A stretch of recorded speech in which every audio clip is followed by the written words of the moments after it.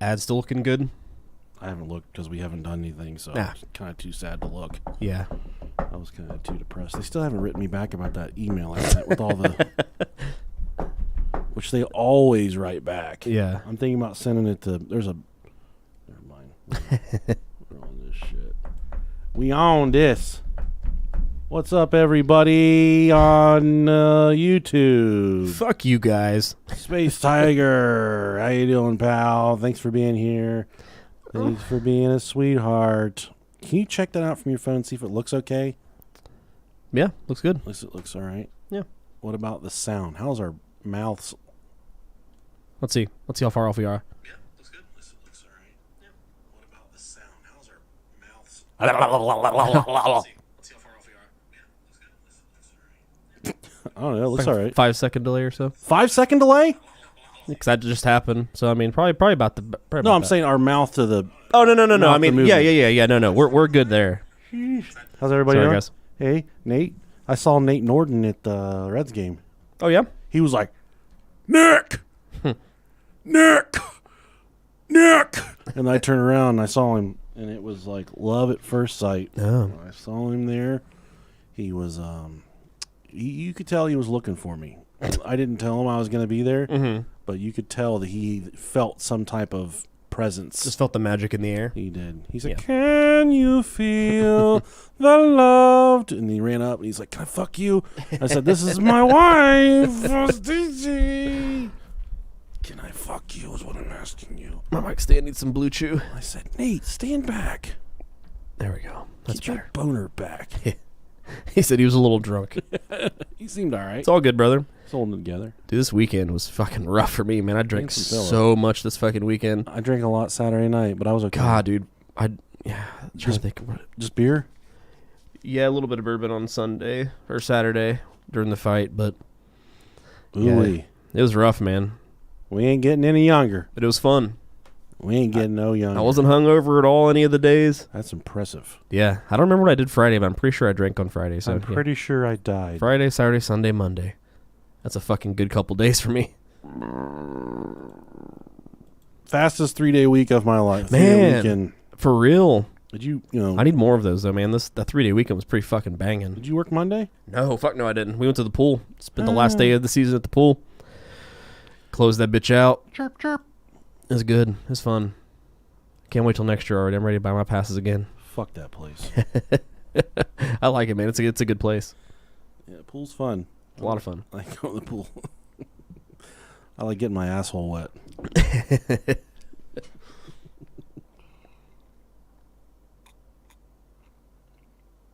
But that awkward silence, you guys like that? Yeah, that was the sipping break.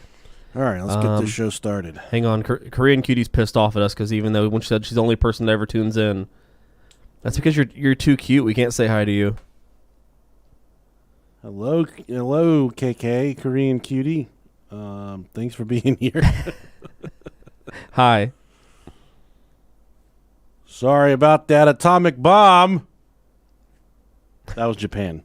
Sorry, that wasn't Korea. Damn. If she's from North Korea or he is from North Korea, Hey, I was gonna ask you, what the fuck's going on with that Shell station? they're starting over, They bro. fucking obliterated that bitch. They're starting over. That's my gas station, dog. I know. You know, I drive an hour one way to get to work. And I'd spend my days at that motherfucker. I saw that the pumps have been gone for a while, and I drove over here and I took a picture of it. I was like, the whole fucking gas station's gone I now. rolled past the other day and I forgot they tore it down. I said, shit. I looked over and they got a jackhammer tearing that motherfucker up. Oh, man. I said, God damn. But that's my gas station, dog, right down the road from my house. Their gas prices are always inflated. So Oh, yeah. It's Shell. That's how it is. Sometimes when they're too inflated, I sail on down the road to BP. I got the Gas Buddy app, and they give you a little. You can apply for it. It's not a credit check or anything. It's an ACH transaction. Just Yep. and you use that card, and you get like 20 cents off per gallon. But Fuck then yeah. you get that plus. Most gas stations run a little deal, and they'll tell you it's like click now for 20 cents off. So then sometimes you're getting 40, 50, 60 cents off a gallon. I always swing by the new Shell station by our house. That's the first place I go and I get gas because the Indian people that run it are super fucking nice, and they keep their gas stations stocked with really good beer. Oh yeah, and they have really good deals on like drinks and shit. You drink when you're working. I didn't start. Let's not speak about that. Till today. What's up, Daryl? Thanks for being here. All right, let's get this fucking show on the road. This stupid fucking shit. All right.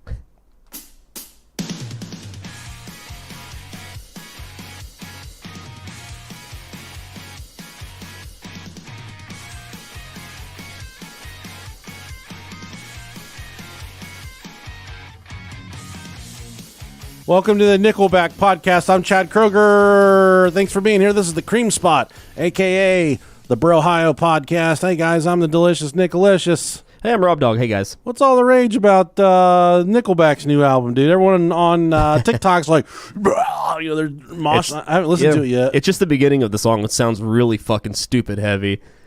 Yeah, it's that legit sounds like a metalcore song. Oh my god, I love it. They got the good old fucking like diminished horror chords. Who's Nickelback? It's like, dun, dun, dun, dun, dun, dun, dun, dun, dun. I heard it. I was like, God damn. Just got my license back. Don't turn no bunch of fake. Don't need some more dead about it. I was like, it was cool until he started singing, man. Like, they were like fucking tuned to F and shit. They're super low tuned. The dude's been inside Avril Lavigne. Take Calgon, take me away. He's a Canadian treasure. Fuck, dude. I follow her on Facebook, and I was in love with her when I was a kid. Yeah. I am in love with her now. Problem is, my body has done some nasty stuff since then. Mm-hmm. Hers has stayed the same. Yeah, she still looks like Skater Boy. What's up? That's because she got replaced. Don't do that, Rob. That's not funny, dude. That's not Avril anymore. There's an ongoing conspiracy theory that Avril Lavigne is actually dead. Yeah. But if she is dead, then I'll just switch over to Gwen Stefani like I did when I was younger. Just switch over to her replacement, whoever. Those are, I don't dabble too much in the celebrity crushes, but I do. Ooh-wee. I know. Boy, do I dabble. I know. But those two, Avril Lavigne and Gwen Stefani, they've just been there for me for a long time. Man. 90s Gwen Stefani was like the epitome of music girl. 2022 Gwen Stefani. Still it. Even though she's fucking a big stupid hillbilly, Blake Shelton. He's out on, he's on the internet out there plowing fields and shit, still working like a fucking cowboy out there in Oklahoma. I'm not a super huge fan of like really that many big time country music singers, but I would say this, not that I listened to it, but I seen it through TikTok. The Nelk boys had Nelk had Luke Bryan on. And he was like, oh, he's funny. He was super fucking cool and funny and chill. Man, I'm like, I kind of like this guy. I hate his music, but I kind of like him. Yeah, man, he's a vibe. He's cool. Yeah. He's like, I kind of know what it is. People don't like me. He was talking about fake country people and like, because they were like trying to get him to admit like, is there anybody that that's huge in the industry right now that you could just tell they're fucking fake? And I'm pretty sure by the way he was talking, he was referring to Morgan Wallen. Really? Yeah, but I don't know. I mean, it seemed like he was like, yeah, I can just tell you if I get somebody out on my farm within 10 minutes, I know if they're faking it or not. Like it fucking matters. Yeah, Morgan Wallen. I don't know who the fuck he is, but I remember I was with my other friend at the bar. We were really drunk. Awesome mullet. It was with Chris, and he kept on walking up to everybody in the bar that had brown hair and was 6 foot. He's like, Morgan Wallen. Trying to shake everybody's hands. Yeah, I don't even like country music, but his music's all right. I don't know. I know he said the N-word. They don't like that in the medias. It's a bad word, but he said it when he was marched into his house. Let's be totally honest. What country singer hasn't said it? That's par for the course, my friend. It was normal for my granddad. Yeah. That was his nickname for me. That's why everybody was like, oh, God, people are freaking out because a country singer said the N-word. Oh, God. That's never happened before. It's going to keep happening. Yeah. David Allan Coe made a career out of it. Have you seen him? I think he might be dead, but we'll look at him after the show, dude. He wears a wig now. It's awful. But I think he might have died. I can't remember. If he did die, it's not a big deal because it was his time to go. Yeah. Some people die, and you're just like, what do you want to do? Like I had today, I was listening to Howard Stern on my way into work, and his dad died. Oh. Which his dad was 99, and Howard Stern's like 70. Does Howard still have Beetlejuice on his show? Some very, very rarely does he have him on there. God, dude, I fucking love Beetlejuice, man. Dude, he's that shit. That's quality content. It is. He said, my dad was 99. It is what it is. Wow. It hurts, but he's just going to. That's a long life, man. 99? I don't want to live to be that old. Yeah. And he died from, he had prostate cancer. Oh, that sucks. That's the worst. To go all those years and be healthy. Yeah, and just your fun button give out on you. Your butthole just falls out. Yeah. My noodle. Poor guy. My nugget. That sucks. Thank you to our new Patreon subscribers, starting with Blowjob Lentz or BJ Lentz. BJ, thanks for the Patreon pledge, buddy. Danny Wynn. Thank you very much, Danny Wynn. Casey Horak. That's where you hang the hose when you walk into the house when you got too many of them Yeah. and you don't know which one you want to take out with you in the rain. You hang them up on the hoe rack. You say, God damn, which one of these hoes am I taking out? You know any hoes, Rob? I know quite a few. Like this next person, Robert Creamy Jeans Crane. Crane. I don't know what the fuck your last name is, but I know you got some creamy jeans, and I'm ready to eat out of them. He's definitely German. How about Damon? Nick is a fat fuck, White Thunder. Hey, thanks, Damon. You know what? I'm glad I didn't get that one because I would not have said that. Thanks, Damon. I appreciate it. What's the name of your podcast, you fucking fruit roll-up? Oh, damn. Someone just got body slammed Yeah, upstairs. that's all right, man. Ellie Mae. Thank you very much, Ellie Mae. Oh, that's a nice name. I like She that. looks wild, doesn't she? I think that's a drawing, but it's okay. She got a few of them crotchless britches. How about Sarah Palma? Sarah, thanks for being here. We appreciate you. That's what I use to scratch my ass with is my palm. That's cool. Your last name is We're going on a cruise, too. There's going to be a lot of palm trees. Oh, I can't wait. We are going to the Bahamas. We're within Coca-Cola? we're within like a week and a half away. It's like 12 or 13 days. Yeah. People ask me if I'm excited, and I immediately show them my genitals. Yeah. So if you guys see me out, you trying to see the little raisinette, let me know. I'm so excited, man. I can't wait. Yeah. Is it too late for people to...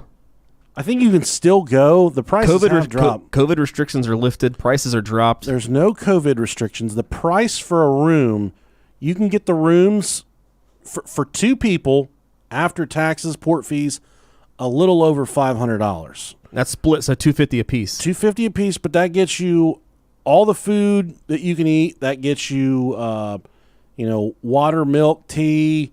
Now you can upgrade to the drink package. Water, milk, tea. The necessities. But you can buy sodas and shit, dude. Yeah. But the best... New goes on a cruise like...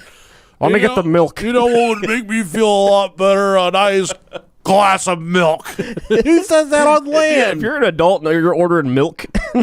That would be me, dude. They bring me, would you like the peanut butter parfait? Like, yeah. Can you bring me a glass of milk with it, please? That's understandable. I'm doing that on a cruise. I get something like that. Yeah, that's that. I get that. What type of animal does the milk come from? Is that oat milk? Is that badger milk? I'll have that. Let me get a taste of that tit. But yeah, look into that. If you have some extra spending money, you can get some time off work real quick. Come see us. Come be our friends on a cruise in the open water. You can't get away from us. They do this fat guy dance on the deck. Yeah, they do. I'm probably going to do that. I'll think about it. Okay.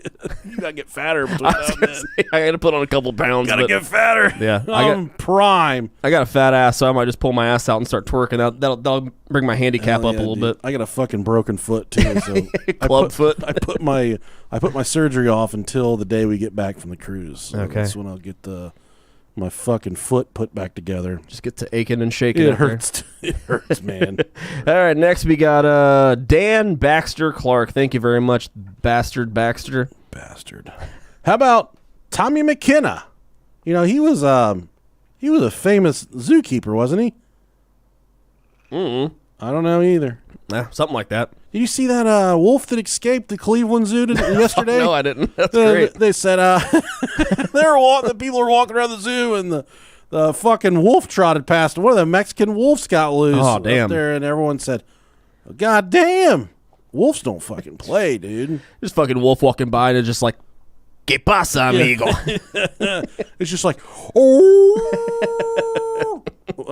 I love when I howl at the dogs, they howl back, and then I'll do it until my wife shuts it down. Hola puta. Yeah. El diablo, el diablo. And next we got Bill Minky. Minky. Thanks for being here, Bill. Yeah, we had a gay art teacher growing up named Bill. Hell of a guy. Still around. Still fucking getting hot sex. If you guys joined us for the Halloween show circa 2019 at the Lucky Star, God. you guys would have got to seen a picture of him on the slideshow. Do you remember that? No, I don't. It's so funny. Oh shit, Dude, this picture is so it's him with his husband, but they're dressed up like African safari or Australian safari. Yeah, I remember that. Crocodile done dick. Yeah, I remember that. Done dicking in my butt. How about son of Bill Wilkins? Thanks for being here, son of Bill Wilkins. Oh, We appreciate you. My name's Bill Wilkins, and I'm 73 years old, and I died my own shit. I would like to say, I want to give a shout out to our girl Lacey. okay. We tried to talk to her today. Oh, yeah, we did. She's not feeling it. But story with Lacey and Michael, we met them a couple months ago. We found out that Lacey had a brain tumor. Serious shit, dude. Our troubles in life pale in comparison to what this human is going through, what that couple is going through. We talked to her right out of surgery. I did. She didn't know what fucking planet she was on, but she remembered talking to me. Yeah. I said, when you start getting better, we're going to talk to you. She started feeling a little bit better after the brain operation. I said, Lacey, listen. I will say, all jokes aside, she has gotten worse since we started talking to her. It could be our problem. It's probably us. Oh, Just yeah. stay away from us. I feel like it's been up and down. No, yeah, for sure, yeah. But you know what? We told her that we're going to fucking be there with her Absolutely. every second of this. And that's what we've done. We've missed a little bit here and there because of sports, but every week we've talked to them, Zoom before the show. Or talk to them before or Zoomed right before. And they are two of the most incredible humans we've ever The talked best. to. Yeah. And they are fucking going through this shit. She had her first session of chemo today. And Michael told me that. And it's Lacey's heavy on our hearts today, buddy. For sure, yeah. It's We hope the best, you know. And they didn't want. They're not even social media people. They're just kind of subdued to kind of keep to themselves. Someone reached out to us in behalf. His friend, Yeah. a friend said he loves you guys. It'd lift their spirits if you maybe chat with him. And we Zoom with him, and man, is she just like she's still got the light in her eye. She's still positive. I know she's breaking down. It's fucking. I mean, She's gonna kick its ass. I know it. she's gonna kick its ass. But I just commend her for everything she's done so far. And Michael, he's just right there with her. And the poopy. Yeah, don't forget about the poopy. He said she's been shitting all over the house like a fucking dog with worms, and he's been cleaning up after her.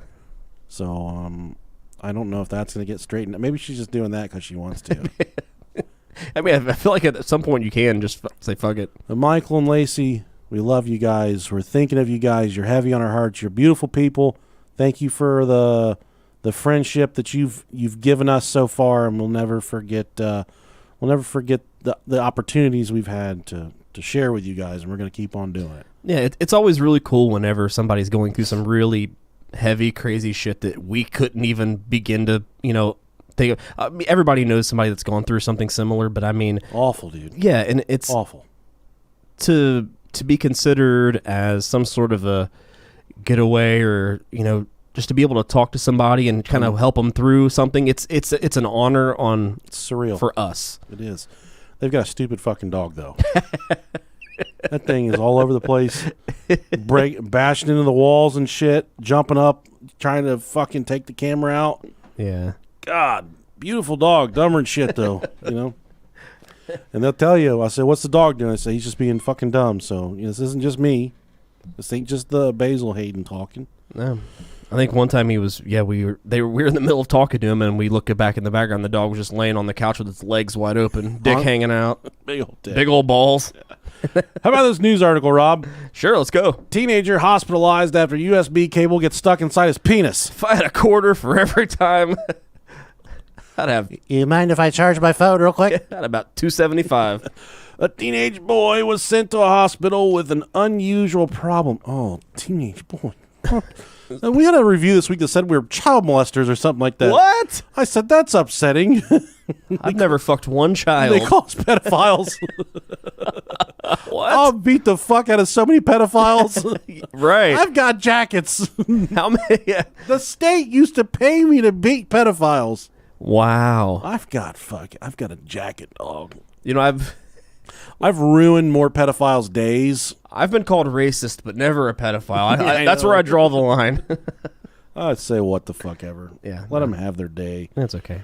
The incident, which was first documented in a urology case report, I wish I got those, in November of 2021, apparently saw the 15-year-old arrive at the hospital as he had apparently been trying to use the cable to measure the inside of his penis. Oh, man. Why do you need to measure the inside? What's so special in there? That's how you know you got a big old dick, dude. When you just like, I'm tired of measuring the outside. Maybe you got a little baby dick. He's just trying to figure out how much hidden penis inside of his body he has. They say once you get a boner, you kind of press on your taint, you can feel more dick down there. You can. I've done it before. You've told me that. Yeah. It makes me feel a lot better. This guy's like, I got a 3-inch cock. I need something a little bit bigger. Oh, there's an extra 2 inches in my fucking taint. I hate when that happens, man.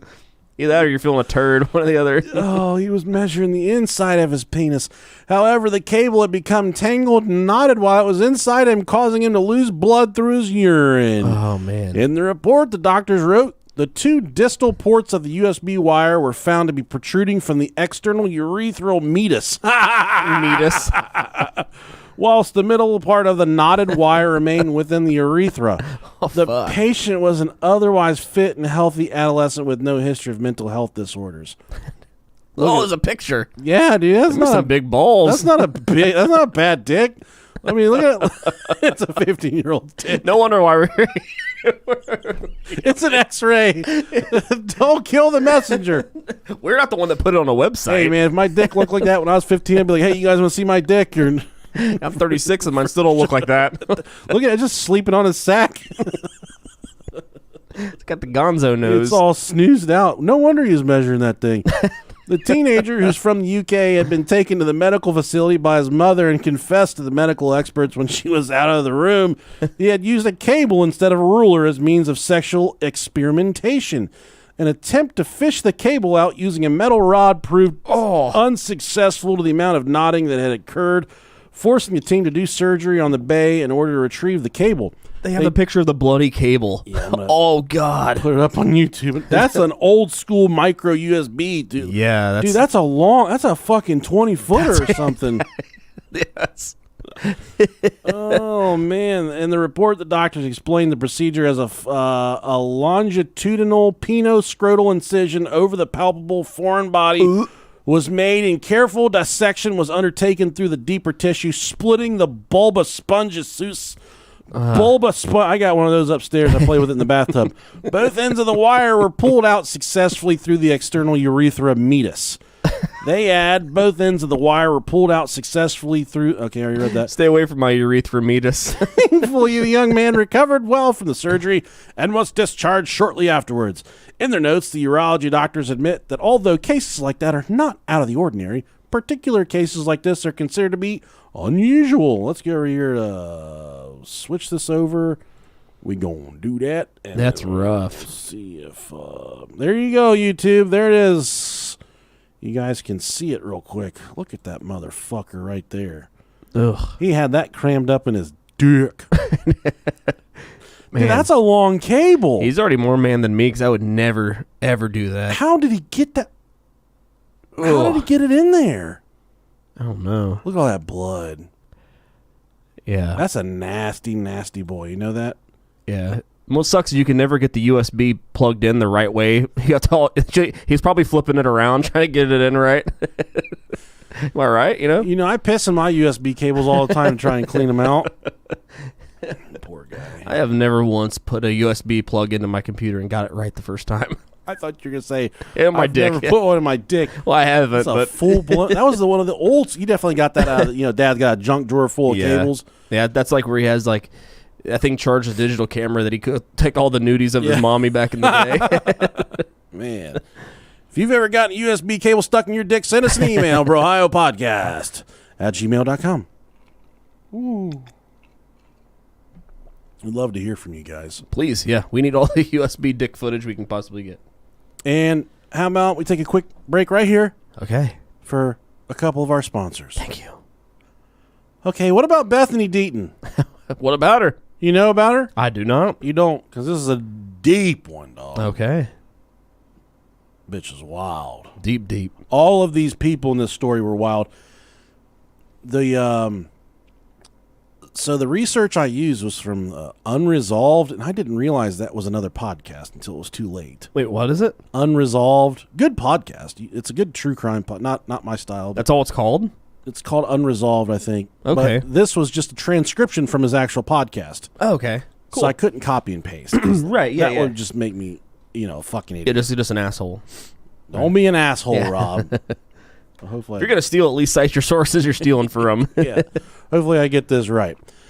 This is the story of Bethany Deaton, Deaton. She was born Bethany Ann Leedlin on October 15th, 1985. So she's just a little bit older than us, Rob Dog. Yeah. She was born in San Antone, Texas, to Eric and Carol. I love a good Christmas carol. She had 3 sisters, 1 brother. That's entirely too many fucking kids. That's way too many. I was talking to my pal at work today. He said, "Hey, man." I said, "Hey." He said, "You haven't seen me, have you?" I said, "No, I haven't. What happened?" He said, "I had twins."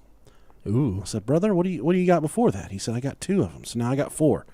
I said, No way. That's too fucking many. Way too many motherfucking kids. That's a lot of fucking kids. I got my younger brother I just had a niece. She's only a few weeks old. Mm-hmm. And he has a almost 2-year-old daughter, and I just call him, and he is just, "Hello." Yeah, who is this? It's your brother, Nickalicious. Yeah. It's Big Dick Nick. I don't have a brother with a big dick. It's Little Dick Nick. Oh, okay. Hey, Bobby. Why did you say that? Hey, Bob. It's Dickless Nicholas. Hey, Nick. He's wiped the fuck out, dude. He's tired. I've got this theory, though, that anybody that's ever had twins, they were a slut when they were younger. Male, female, doesn't matter. Maybe it's because my brother has twin girls. Yeah, my He's grandma. a slut, still is. My grandma had twins. Oh, what a fucking loosey-goosey she was. I can promise you she wasn't. I had one look at her, and I knew she did not know her way around a dick. She wasn't like your grandma. "Oh, Rob Dog, what time are you coming over?" We need the opposite of my grandma. We never... "Rob Dog, I made you some ramen noodles. You remember when you used to suck on my feet?" "Oh, God, fuck. Oh, I know you said you wanted some hot pudding, but I hope this will work." Opposite would be like, I've never seen a dick I'd put my mouth on. Those things are nasty. These Virginia Slims, though, these things taste really fucking good. Boys got nasty pee-pees. Well, I want to say thanks to my pal Joe. Joe's a big fan of the show, one of my best pals in the entire world. Mm-hmm. His grandpa passed away. Oh, I'm sorry, Joe. This is a while back, but he's going through the house. His grandpa had one of these 1970 Bengals cocktail glasses. That's the old school logo right there, yeah. And he said, "You know what? 70s. I got just the guy for this," and he gave it to me. That's awesome. And Thank you, Joe. To celebration of the new Bengals season coming up, starting Sunday, I'm a distinguished Bengals season ticket holder. I'm going for it this year. I'm going down tailgating. All you motherfucking bitch-ass Steelers fans, I hate the fucking Steelers. I hate them, dude. But now that Big Ben's gone, It's not as bad. look like you want cheers there, so let's just for Let's the fucking Bengals. cheers, man. If there's ever time to cheers, let's cheers now. To the Bengals. Mm-hmm. To Joe Burrow and that big-ass cock. That's what they say, all the shirts around the stadium. The guys walk around selling them, and it says Big Dick Joe. No, I'd buy that. And they're like, "Big Dick Joe! Big Dick Joe!" And they just walk around with these T-shirts, "Big Dick Joe!" We got some. I'd buy that. We've got some listeners of the show that got season tickets. The Harpers, they're going to be down there. Cool. Me fucking rocking out with their cocks out. And Axl Rose is going to be like, "Welcome to the jungle! We got fun and games!" I got to go to at least one game this year. Gotta. You gotta, dude. Haven't been in several years. Several years. What was I about to ask you? Oh, do you shower the morning of or the night before? For like work? For work, I shower after work. So I shower after when I get home. Okay. I'm a PM shower. My wife's been tempting me to on the weekend. shower the night before because she always showers the night before. Yeah. and I tried it, and I stink like a nasty fucking ball sack the next morning. Mm-hmm. Yeah. I don't know what it is. Yeah. Maybe I need to wash my sheets. But The way that I see it is that, so I get off work and I smell like a complete asshole. So I'll shower then. I'm good.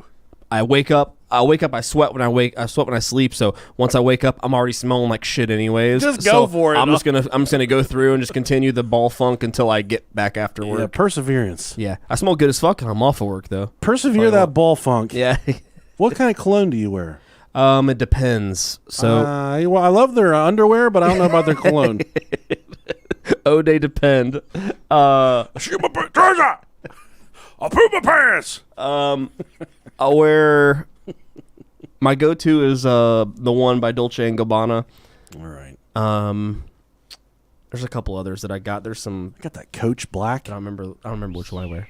But the one fucks, man. I love that one. My wife will fucking ride me like a stripper pole when I got that shit on. She come up, clam jam. Yeah, I need to get up and down. I need to get some more. I need to venture out a little bit. It's been a while since I bought some new ones. Come on the cruise. You guys can smell us. Yeah, we smell good. Nasty motherfuckers. Yeah. All right. Where were we? She had too many goddamn kids. Yeah, she did. She grew up in a very, very, very strict Christian household. I forgot we had a subject. There is one. She was homeschooled the whole 9 yards. You know, all them fucking weird kids in school when we were growing up, the ones that were homeschooled, it's a different ball game for those people, unfortunately. They're weird. Very weird. And some kids were just homeschooled because that's what they're a lot of more parents are switching to it. Especially with all the mandates and shit, which I'm not throwing shade to anybody for that. But I will say there's one child in my life, and she's homeschooled. Okay. She's younger, 10-ish, but she's homeschooled. Super sweet girl. Dogs are barking. I always felt like the kids that were homeschooled were the ones you had to that the parents had to teach really hard to not eat pencil shavings. Hey, dumbass! No, I get it nowadays, but yeah. This girl is homeschooled. She's personality's great, outgoing, super pretty girl. Her parents are homeschooling her strictly because they can't decide on school district for. Okay. They're divorced. Okay. They're divorced and they can't decide on what school district, so they homeschool her. And I'm like, man, they should ask me. I'll tell them which one to go to. That's not fair. No, it's not at all. That's not fair to the kid. And then, I see her like, what'd you do today? She's like, nothing. You're homeschooled, bitch. You know what? There ain't shit to fucking do. Yeah. Do the goddamn dishes. That's like my youngest kid. I'll ask him every single day. Because the first thing I get home, I'm like, hey, how was school today with all my kids? I don't know. What'd you do? No. Okay. My youngest one, I was like, every single day I ask him, I was like, how's school today? He's like, I hated it. I was like, why? He was like, I just don't like it. He hates school, man. My 10-year-old's the same way. Yeah. What'd you learn today? Nothing. Hell yeah, keep it up. Yeah, and he's like the smart one, and like Carter, who's just like he's just like an athletic phenom. He's like he'll sit there and he'll tell me his breakdown. There, he's like, I did this, and he like enjoys school. He's a good kid. He's not that good at it, but I mean he enjoys it. No, he's good at it. It's good. You are dumb, but I love you. At least you like it. We gotta get on track here. I love Carter. He's great.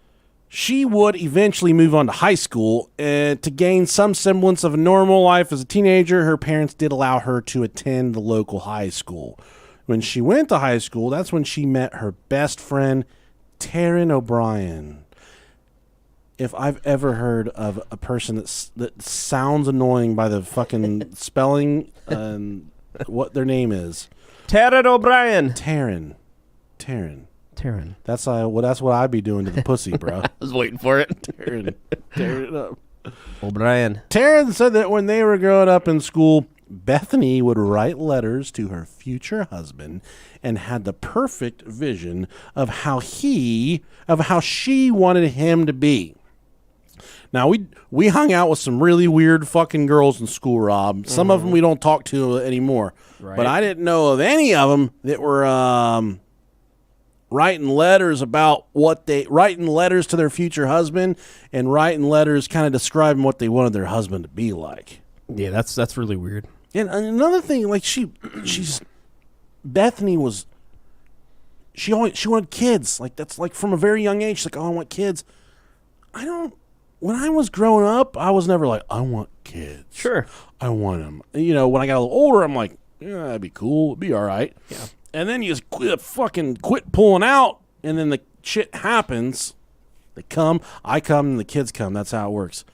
But I don't know if kids our age, like when we're teenagers, it's just like, I really just I need kids. That's what I want. That's what I need. Yeah, and like you ask, like, what do you want to be when you grow up? And someone says, like, I want to be a mom. I want to be a dad. That never happens. It's a dumb fucking job. You always say shit that you know you're never going to fucking be. I want to be an underwater welder. I want to be a scuba diving hippopotamus feeder. Dude, an underwater welder, man.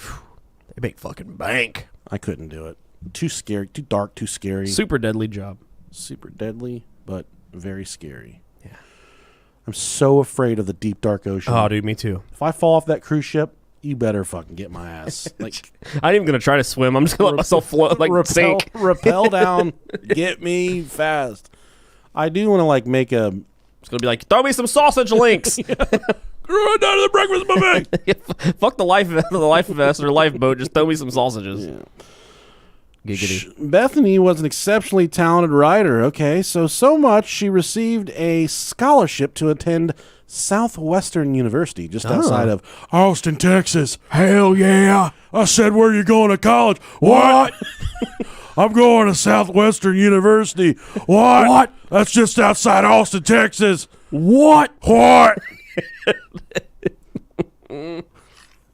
We're having too much fun, man. Once she started attending school in 2005, Guys, we're sorry. We're really sorry. Both of us are starting college soon. We get $10,000 off. Thank you, Joe Byron. God, I think I'm drunk already. I only had one. That's all right. Here comes the review. I don't see how anybody fucking listens to It's this. so stupid. The one looks like a walnut. The other one just looks like a nut. My nut. One looks like a scrotal. Yeah, she was a good writer. She got the scholarship to Southwestern University. Once she started attending the school, she did not stray away from her strict Christian upbringing and the Christian values that were instilled inside of her. She joined a book club. Okay, that's not bad. It was not only a book club, but it was also like a story club. Okay. Really fucking weird, Rob. I'm really getting into this D&D shit. Mm-hmm.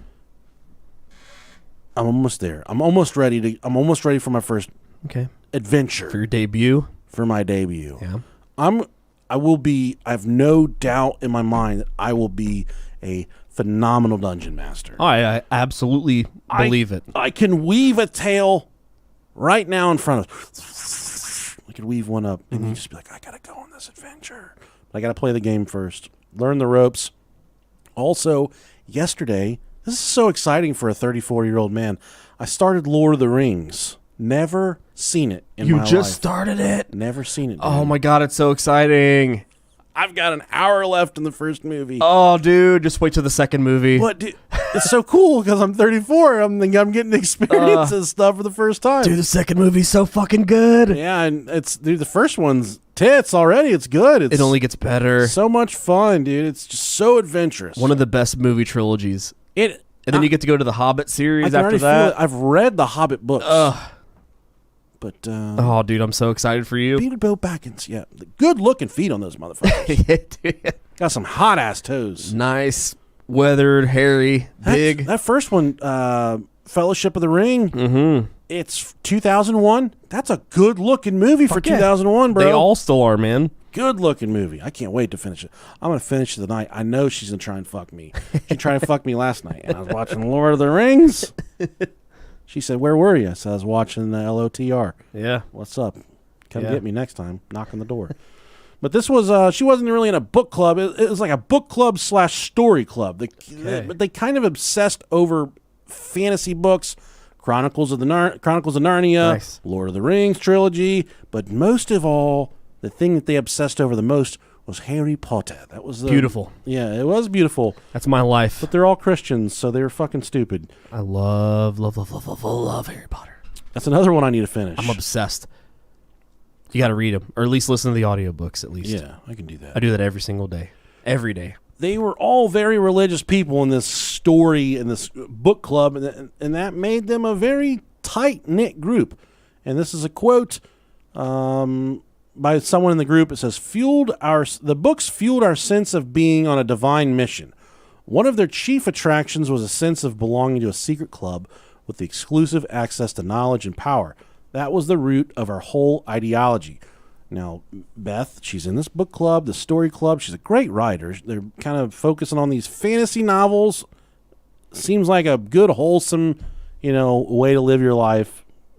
Being a good Christian lady, yada, yada. One of the members in the group was a man that Bethany would come to know and love. That was Tyler Deaton.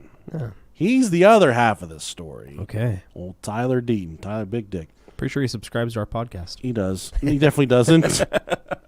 I'll tell you why. All right, let's go. He had a very similar upbringing to Bethany. He was raised in a devout Christian home, Presbyterian, as a matter of fact. Those motherfuckers don't shave their balls. Are those the Holy Rollers? No, those are Pentecostal. Okay, I knew it was one of the P's. One of the P's. One of the P's. Power rollers. Power Rollers. Presbyterian, I don't know what they are. I don't either. I hear that word and I think of infected balls. I don't know. It sounds like an STD. It does. He grew up with a lot of confliction in his heart, which we will cover a little, that coming of age, that 12, 13, 14, you're confused by a lot of stuff. Oh, yeah. I remember the first time I felt a tit. I grabbed it, and I said, does this feel the way I think it should feel? And I just kept on squeezing on that tit. Yeah. Finally, my mom's like, get the fuck off of me. And I'm like, Dad, is it cool or what? He said, get the fuck off of her. I'd say, damn, man, you were titty grabbing at 14? Yeah, dude. Oh, Man. I was titty grabbing before that. Were you really?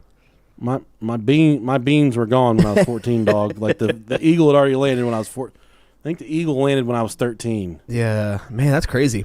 I moved pretty fast. I don't even think I even elbow bumped a titty until I was in the 8th grade. I was doing scat porn and shit when I was 14. I had dudes. Yeah. The gym coach was shitting on me. Like the football coach was shitting on me. You were doing locker room glory holes by your freshman year. Smith, is that you? I remember that one bathroom. There was no partitions, and there was this one guy. We're still cool with him, and he was always in there pooping. And then finally, I was like, "Buddy, look, I got shit." He's like, "Well, I ain't done, so sit down." Jenny's husband. I'm like, dude, you ever stop fucking pooping? This is the story of your first blumpkin. We were just talking out, dude. We talk about strategy and game plans and shit there on the toilet. Just power pooping, fighting each other, poop swords. That's character building. I ran him out of there a couple times. So Tyler Deaton, he grew up, kind of strict Christian upbringing. Tyler, he was a tall, handsome, charismatic, and had a personality that everyone gravitated towards. He just had one of those personalities that draws you in, much like old Rob Dog over there. But deep down inside, he knew he was not living the life that was intended for him. What does that mean, Rob? He's gay. Maybe. I don't know. We'll figure all of this out as the story progresses. He was in the marching band, which means, yes, he was a dingus. My wife was too. I can tell. Dude, I'm cool with the march. It's fun. She was a field commander. You think back to then and you think like, man, I was a bastard. Yeah. We did do one mean thing to one band kid. Yeah. And I think I told this story when we first started the podcast, but Jimmy John, dude, he played the fucking tuba or some kind of big brass instrument. Let's be honest, man. Some of them deserved it. Well, this kid didn't. This kid was a sweetheart. Probably still is. Okay. Definitely a crayon muncher, but he was a basketball game, and this is the first time that I played football, but basketball was the season that I didn't play. Mm-hmm. And they took off to the food court during whatever. They put their instruments down. Mm-hmm. I had a big old wad of fucking big league chew in my mouth. Yeah. And I stuffed it in his mouthpiece of the fucking oboe or whatever he's playing. And he came back, and they scored some points. They're like, fight song, 1, 2, 3. And this guy's like, he looked over and his fucking eyeballs about blew out of his head because and then he pulled it away. Oh man, I can imagine. There's a big old wad of blue chew. Big league chew. Big league chew. We're giving him dick pills. We wanted to make him horny and strong so he'd fuck us. Oh God. This is the dumbest fucking podcast. I don't get it. How did anybody like us? Tyler's very strong with his point of views. Either you agreed with him or you completely disagreed with him. There was no in between with Tyler. Okay. But he felt passionately about his Christian point of views and also about some different perspectives on life and religion. He kind of had some alternative perspectives that people weren't necessarily rocking with. But if you rocked with him, he rocked with you. But if you didn't agree with him, there was no in between. That's kind of how the way things went. Okay. Tyler's path led him to Southwestern University, much like Bethany's. He joined the same story group as Bethany, and he was viewed as immediately took on like the leader role of this story book club. And I don't know of any fucking story or book club that needs a leader. Yeah, that's really weird. Maybe they're the person that decides what they're reading.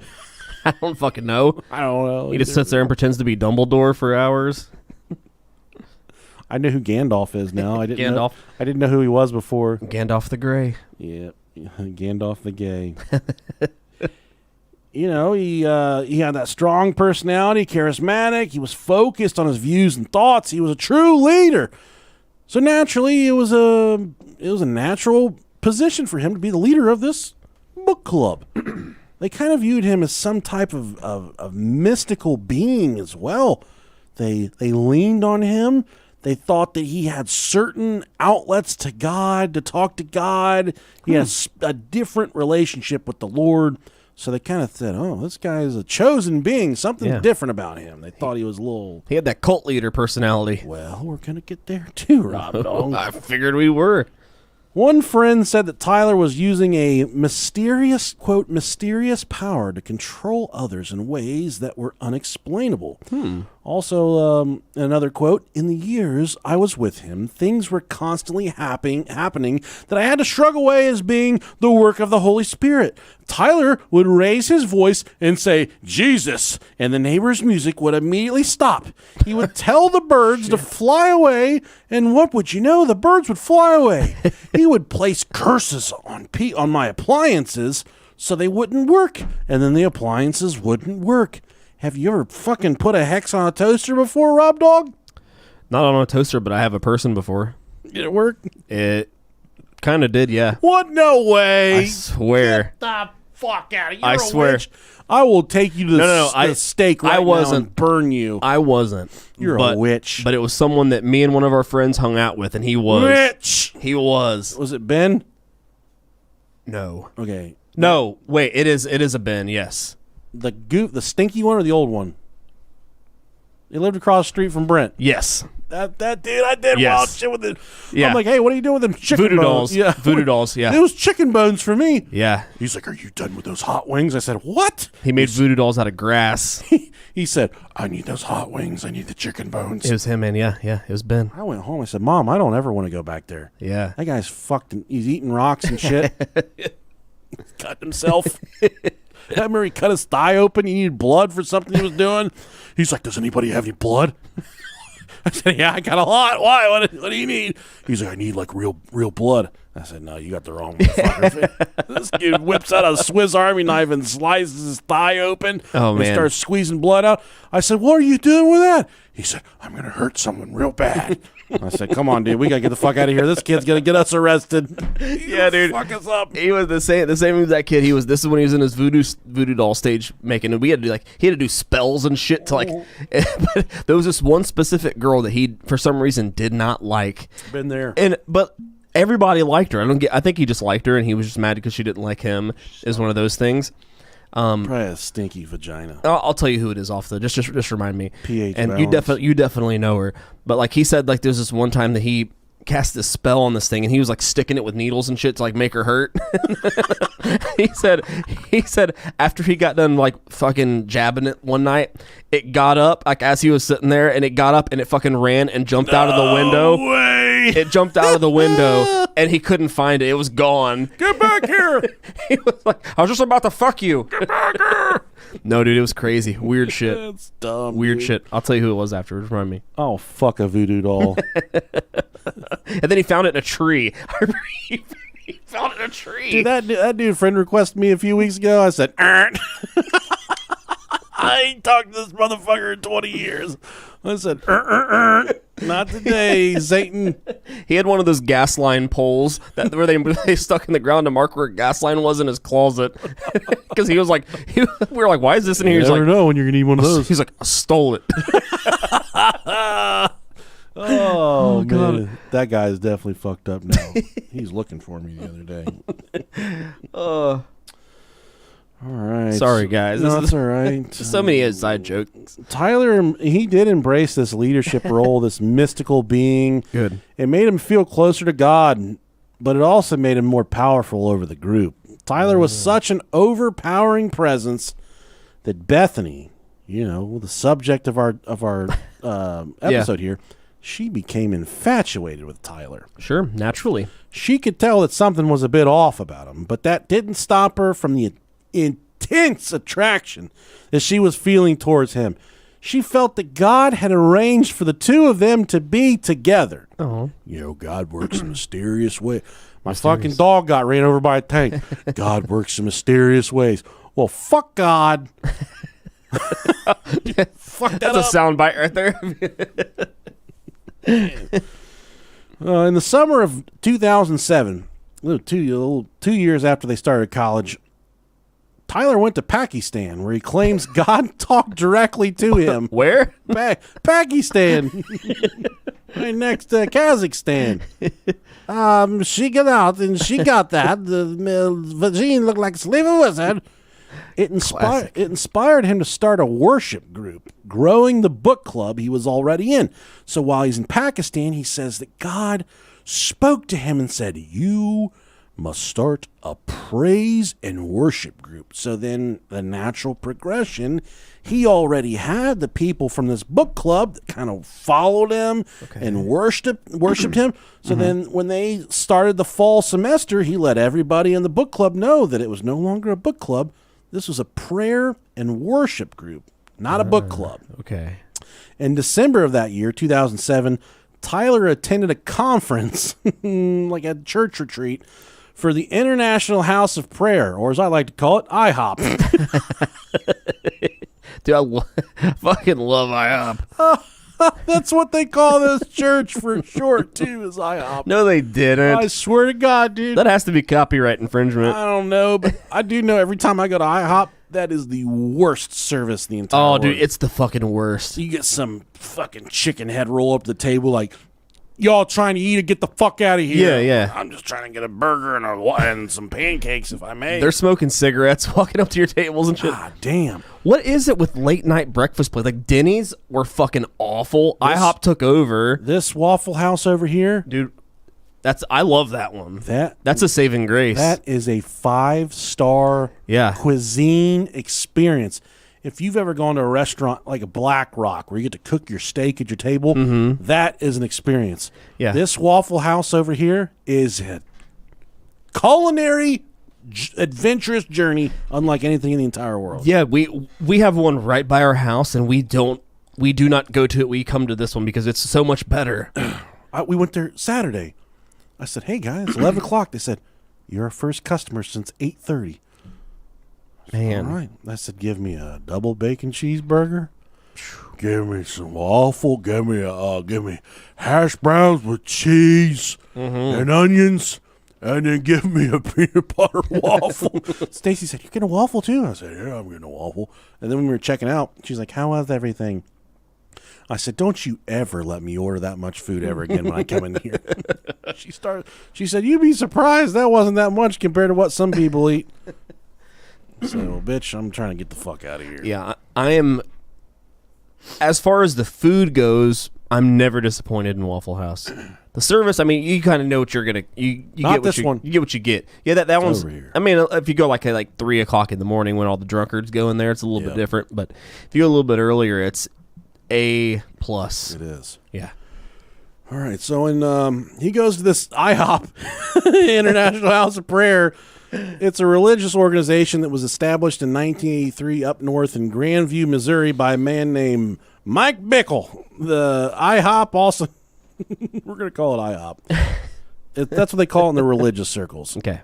They their thing is they preach 24/7 access to like prayer rooms and stuff. But they also, they're like an end of times, doomsday type philosophy. Yeah, of course they are. They talk a lot about the second coming of Jesus Christ, and all of their teachings center around the Great Tribulation, whatever that may be, or however you interpret that. That's kind of you can go to Revelations in the Bible, which, in terms of reading the Bible, I kind of have my perspective, and if you'd like to talk about that, we can sometime, but not tonight. Yeah. But the coolest book in the Bible, by far, Revelations.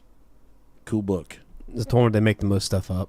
That's always the fun It's stuff. wild. It's just like there's the beast. People are getting sucked up. Oh, yeah, I like getting It's sucked up. It's the last book in the Bible. Okay. It talks about It's the grand finale. It is Hell the yeah. grand finale. Okay. It's like you're gonna That's- fucking die. That would be my favorite one, too. You'll be Then. cast into a lake of fire. It ties it all in.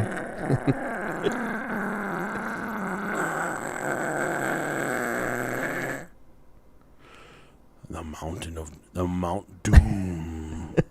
That's in Lord of the Rings, right? It is. Mount Doom. Mount Doom. I like this the way they say it. Say Doom. Turns me on. You got to put some stank on it, And man. he's Maldor. Maldor. That Eye of Sauron is no fucking joke. Yeah, that's good stuff. God, it's so good. I'm so excited for you. I'm gonna finish it tonight. I'm so excited for We're you. finishing all three of them tonight. Wait till you get to the Twin Towers one. Well, fuck it. Oh, 2 towers. I'm sorry. Not Twin Towers. Womp womp. George Bush. Frodo did 9/11. All right. So we've established that IHOP, they kind of got this skewed perspective on the way Christianity should be interpreted. Sure. They scare you into prayer. They scare you into repentance. They scare you into believing in the Lord. That's not the way Christianity is built. Christianity is built on God gave his only begotten Son so that we don't have to suffer for our sins. He does it for us. Yep. He died for our That- sins. That may not be what you believe, but that's the way Christianity is meant to be interpreted. If you don't sin, he died for nothing. Yeah. Someone like me, you just been hanging out, waiting to sin. I've made it 34 years without sinning. Depending upon what you count as a sin. Shoot. I've gone let's see, we're 52 minutes into this podcast. I'm like 55 minutes away from sinning. I dropped a butt fucker just a little bit ago. So I'm sure I've sinned since this podcast, so it's all good. yeah. I am drinking. I mean, is that a sin? That's not a sin, is it? I don't know. I'm a glutton. We'll read the Bible after That's a this. sin. We'll read the entire Bible after we're done Hell with yeah. this. Well, after he came back from this winter retreat, this is what Tyler said. Friends, I kid you not, when I say that I feel God has transformed me more in that short period of time than I have been so far in my life, I have one word attached to one phrase that God has violently poured into my heart. It is echoing in the heavens right this instant, and I mean that literally. That word, that phrase is this: revival through prayer and worship. Friends, I freaking cannot wait to talk to you in person. That's the message he sent to these people. Wow, he dropped a frickin' in there. Get the Lord on my side. And I said, you gotta rise above the pressure. He became obsessed with IHOP's teachings, the various strawberry banana pancakes, the special cream cheese French toasts that they do there, Blueberry extravaganza. the blueberry lord. Within months, the entire book club were all dedicated IHOPers. I get it, man. International House of Prayer Yeah, people. I get it. They're all devout. Bethany, She met a man by the name of Micah Moore in her English class in the fall of 2007. And I know what some of you were thinking. They fucked. No, they didn't. She introduced him to the group. He was kind of a floater. Micah Moore had a reputation for being a free-loving. He was just, a musician, much like Rob. He was a vampire in school. He was open-minded, but they say he was just a floater, a drifter, a wanderer. He kind of bobbed through, just like, I dig far out, dude. But then you dig a little deeper, you find out that he was really fucked up from a bad acid trip. Sure. He got some mad shit. He got some homebrew. Yeah, been there, man. That homebrew acid. Yeah. It fucked him up, man. Yeah, you got to wash that shit. He's like smoking Drano in his spare time. Snorting bleach. I remember I went to this really bad house one time. This is after I graduated high school, but it was in North Dayton. And I said, I got to go to the bathroom. We were in the basement playing ping pong. I said, I got to go to the bathroom bad. It was a really bad shit cramp. I said, is it cool if I use this bathroom over here? And it sounded like the homeowner said, he said, get up in there or go at it. But he really said, go upstairs. Like he said, get upstairs and go that one. But I went in this bathroom, and as soon as I started opening the door, I cracked it and I started to walk in, and the smell burned a hole in my throat and my nose. Oh, no. I didn't get in there. I didn't get the light on, but that dude bugged the fuck out when I opened up the door. He said, I told you to go upstairs. Fuck this goddamn bathroom. I said, dude, I'm about to shit my pants. What's wrong with this bathroom? He's like, no one uses this bathroom. No one. You understand me? This guy was fucking scary, dude. He would have ate my asshole and fucked me if he wanted to. I would have let him. Yeah. Big old fat dude. What was the deal? What was it? No, well, yeah, what was going on? He was making shit in there. Oh, gotcha. He was making stuff So in he was the tub. cooking. I don't think he was cooking, but he was making, I don't know what you make in a bathtub, but I don't know. About killed my ass, Sweet dude. love. You ever try to have sex in the bathtub? It's fucking miserable. That shit ain't easy, dog. I told you about how we flooded the cabin in the living room down below us. That's not romantic at all. No, you think it is. In your house now? No, we went to a cabin. Tennessee. Oh, yeah, Tennessee. Yeah. Fuck yeah. Everybody was downstairs, knew we were up there, and we fucking... Bust that pussy open. Bust that pussy open. They were like, there's a lot of water coming from upstairs down into the kitchen. And you're just like... get the fucking pot. Hell yeah, there is, motherfuckers. There's about to be some more liquid coming on down there in a second. God damn. That's how I be fucking, dog. Yeah, man. Sounds like a bull running the running of the bulls in Spain. That's what it sounds like when I'm fucking running down the cobblestone, wrecking into people. Man, sometimes you just gotta... Killing motherfuckers. You gotta just demolish it. They said he was a bit of a space cadet. Relatable. People have used that to describe me before. And one person was quoted as saying he was almost weird, but not in a creepy way. How are you almost weird? I'm weird. Yeah. Micah had a bad experience while tripping on acid that skewed his self-perception. We kind of established that. Micah really took to the group, though. It was, I guess initially he thought it was a book club, but really it wasn't. He was a devout follower of Tyler. He really, really liked Tyler. So now Tyler, he's got all these people locked in. He's got Beth, who's coming for his cum. And now all of a sudden he's got this Micah fella. Sorry, the cat's running there around my feet. Fucking frogs. Yeah, dude, that was a cat. That wasn't a frog. You're going to put in a marker. That was a cat frog. If you have a cat frog, send us an email, brohiopodcast@gmail.com. God, we're disgusting. Get off the wall, bitch. How do you guys listen to I gotta us? pause this. She's trying to get out of here. Okay. Pussy's got shit.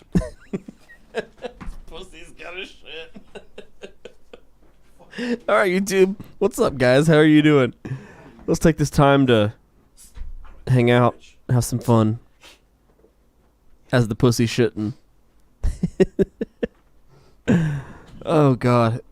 This might be the most off the fucking wall episode. I think we're just getting happy because we got vacation coming up. Make it worse. Yeah. God damn. I love you guys. Thank you guys for listening to this crap. Not in a creepy way. It's fun, though. All of a sudden, he's It's got not this bad Micah this fart fella. is. Sorry, cat's around there. Sorry, see if that was a real fart or not. It's a Yeah. real fart. Only YouTube knows that. Only YouTube knows that. When are we coming to Dallas? November. New Prada next Friday. Yes, I know. I can't wait. Hello from New York. Hi. Hi, New York. All right. Hello, Sam, with the dog picture. All right, I'll let the cat out. She was wilding, dude. Yeah, she was going crazy. Making too much noise in here. We had to let her go. Yeah, Mike, I really took to the group, though. He was by far one of the most zealous members. Okay. He really enjoyed his time with Tyler, though. But by the spring of 2008, the group was at around 20 followers. Yeah, that's more than we got on social media. Yeah. Yeah, it is. But there was, at this point, members of the group started to link up with one another. They started, because they're spending all their time in this group. Yeah. They started to enjoy time with one another, and then couples started to join up and make a couple. But Tyler, he would say no. He would tell these people, he'd be like, you can't date him, or you can't date her. You have to date this person, or you have to date this. And he would tell them, he would dictate who could date who, and he would put the least compatible people together in an effort to keep everybody in the group single, to keep everybody just like pure and away from one another. He would break these people up, saying no, and they all followed him. That's not good. They thought he was some kind of like living, breathing God, and they took all of his advice. They'd say, all right, and they would date the person that Tyler told her to date. But then it never worked out because Tyler would always put the least compatible people together. What a dick. He's a fucking bastard. Big old balls, though, man. Yeah, I mean, to assume this role, you'd almost have to have huge danglers. And if he observed people in the group, like oddly flirting with one another, he would punish them. And that punishment was he would let them remain in the group, but then he would give them a complete silent treatment. He wouldn't talk to them at all. Yeah. He would make it to where no one in the group would talk to these people, so they would show up like, extradite them. Get excited for the Lord. And then nobody would talk to him. They just fucking sit there in silence. Just make him feel like a total goofball. Hello, darkness, my old friend. Yeah, that'd fuck with me for sure. Oh, dude, when my wife gives me the silent treatment, oh, God, I'm coming unglued. I hate it, dude. Do you? I'm such like I just love to. I'm a weird dude. Like if you're one of mine, then I want to talk. But if you're someone that I just don't really get into, it's not that I don't like you, but I don't like to talk to people that I'm not down with. I don't know what it is. I get that. I mean, but I will completely lose if someone I do not like starts telling me a story. You never believe I was beating eggs yesterday, and I'm already fucking some other planet, some other stratosphere. I've left the Nick Alicious has left the chat.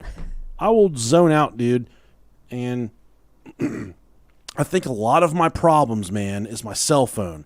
I'm just constantly on that bitch, and it's taken. And this week, I made a conscious effort to stay off of it, and I've really accomplished a lot more tasks, just stupid shit like watching Lord of the Rings, reading my my Dungeons and Dragons books, stuff that I would normally just be laying around like a fat pig. Like, yeah. I don't really know TikTok. It's cool to disconnect, for sure. It's been cool. I'm looking forward to disconnecting on the ship as well. Yeah, we're still getting our internet package just in case the kids need to contact us because we ain't gonna have cell service. They have to contact us some way. But I don't plan on spending too much time on it like I do now because I got my last screen report. I mean, granted, I use my phone for work, and then if I'm working, I have like a YouTube video playing on my headphones.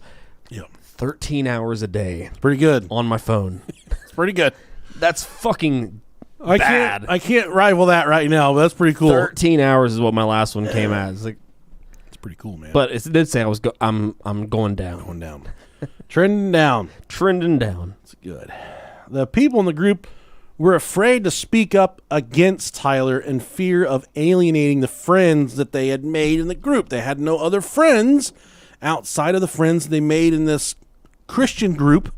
So they were afraid to speak out against Tyler and say, hey, why are you breaking us up? Why are you doing this? Because they didn't want to alienate themselves from the only friends that they had. A lot of the members of the group were taken aback when Tyler started getting flirty and sexually aggressive towards a lot of the members.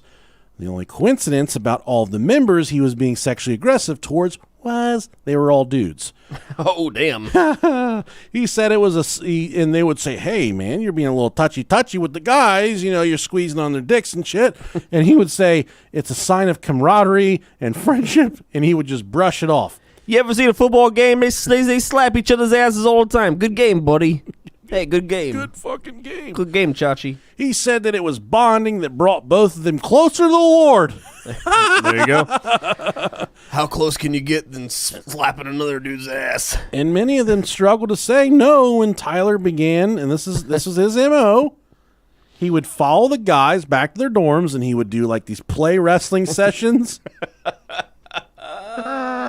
Oh, dude. Oh, man, this is whack. Come here, I'll get you a fucking full Nelson. You fucking like that, don't you? You like that full Nelson? That's my cock. That's my fat dick. I know what a full Nelson is, but why are you rubbing my wiener? Listen, dude, here's a cool thing to think about. Yes. If there was a billion dollars up for grabs, you got to go out one night and you got to bag a gay dude. Okay. Do you think you would be able to hit on? Would you know how to hit on a gay guy? Oh, no fucking doubt, dude. For $1 billion. Hey, dude, nice cock. That's not how it works. Some gay boys are hard to get, you know. They're like, you know, some women. I'm not aiming for the hard to get ones. I'm aiming for the ones that gets me the $1 billion. You're going to look at someone like me like, hey, fatty, are you gay? You think you could seal the deal? I think so. I'm proud of you, dude. I think I could. I know I could. I would just take I'd go to one of these aggressively gay clubs. Yeah. And I would, you know, let my fucking ass. You call it an apple cider ass. It's sweet. Tastes a lot better around fall, but I would go. I'd let this shit hang out. And, dude, I would take maybe an ear of corn with me and just fucking deep throat it. It's got the knobs. It's got the juice. There's the juice, yeah. Corn. It's a juicy lump of knob. What the fuck is that? Keep that away from me. I just can't with that stuff, dude. So, all while this gayness is going on, he's doing cuddle wrestling and shit in their dorm rooms. He would play wrestle with them, and then when they get tired, he would just cuddle with them. It's like a tickle fight. All while this gayness is going on, Bethany. This is a lot like our sleepovers. It is. Sounds like 6th grade all over again. I know, right? Bethany is still madly in love with Tyler and continues to relentlessly pursue him. Sure. All while this is going on, Micah Moore is slowly breaking down. We told you about Micah, right? We did. He starts seeing fucking demons. Everywhere Micah Moore went, he would see a shadow and he would say, everybody stop. I see a demon. And they would believe him. They say, he sees a fucking demon. We gotta stop walking. He's seeing shit. And they say, Micah, how many demons do you see? Say, I see all of them. They're all here right now. Every demon ever. And I had a fucking awful dream last night that someone broke into my house again. Mm-hmm. And that I was I was in the house with the guy while he was going through everything, but my house was infested with demons. Oh, man. And every time I would go to jump on this dude or fucking, beat him up or stab him or whatever, I try to stab him a couple times with some shit. Yeah. These demons would grab me and throw me on the ground. These demons would lay on my chest and stuff. It was a scary-ass nightmare, dude. I ain't had one like that in a minute. I don't ever have scary dreams that I can remember, man. I don't have nightmares really, but these things like hissing in my face and shit. And some people would say, you need to get right with the Lord, Nick. Yeah. The ship has sailed in that one. I think if I try to get right with the Lord, he would be like a bitter ex at this point. He'd say, hey, fat boy, you remember that time that dude about died in the bathroom taking a shit and you didn't do anything for him? You just let his fucking wife scream at him through the door? You can't come back from that stuff. You're a bad person. You're a bad human. It kind of makes me wonder, why don't I ever have bad dreams? Maybe all your misery is in real life. Yeah, maybe. He doesn't need nightmares. He's miserable enough. Yeah. All my dreams, when I remember, they're pretty cool. They're pretty, I have really weird dreams. I've been trying to do the lucid dreaming stuff. I need to get back into it. Maybe I can lucid dream myself into a scary dream. I just want to know what I don't remember what it feels like waking up and having waking up from a scary dream. The saddest is when somebody dies and it feels real. Oh, yeah, that would be rough. Yeah. Sorry, my throat's a mess. No, you're good, man. All while this is going on, Micah Moore is slowly breaking down and seeing demons on every corner. Micah claimed to have a vision in November of 2008. There was a tragedy. He told everybody in the group, he said, I've had this vision that there's some type of tragedy that's going to be coming upon our campus. Well, just a few weeks later, on December 3rd, yeah, so he had the visions in November of 2008. Just a few weeks later, December 3rd, during one of their prayer meetings, everyone in the group claimed that during their intense prayer session that they all observed dark clouds on the horizon, which was like a foreboding something horrible was going to happen on the campus. But before that, Micah had already said something bad's going to happen here. But the next day after the prayer meeting, one of the students on campus died in a car crash. Oh. The prayer group celebrated the fact that this student died in the car crash because he was someone that stood against the views of Tyler. He said it was bullshit. He called Tyler out on all his blasphemous shit. Mm-hmm. So they all saw this guy as a bad person, as a rival, as someone that was trying to fight against them and their views, their perspectives. So when he died in this car accident, these motherfuckers celebrated. They said, yes, the Lord is working. It's a very religious outlook on it, right? It's not, dude. It's so fucking awful. The complete opposite of what you would think. Yeah, these people are scumbags. They thought that the Lord was working in vanquishing people from earth that had stood against them. And this was enough. These rabid followers of Tyler, so that definitely has to put you in a little pep in his step. There was no concrete proof that he was some type of prophet or Messiah. They said, we follow him, but what the fuck is he? And then people that worked against him start dying, and they said, well, fuck yeah, dude, he's a bad motherfucker. Yep, he's the real deal. We got to stick with him now. At winter break, after this was not long after this guy died, Micah Moore informed the group his parents were transferring him to a different college due to a diagnosed psychotic breakdown. He was being transferred to University of Texas, I believe. His parents kind of saw him through a psychotic episode. Speaking of psychotic episodes, I turned somebody into the FBI yesterday. What? Real shit, dude. Was it me? It's because the stupid fucking, I do some wild shit. I go to the ends of the earth for this podcast. Mm-hmm. I'm in a targeted individuals group.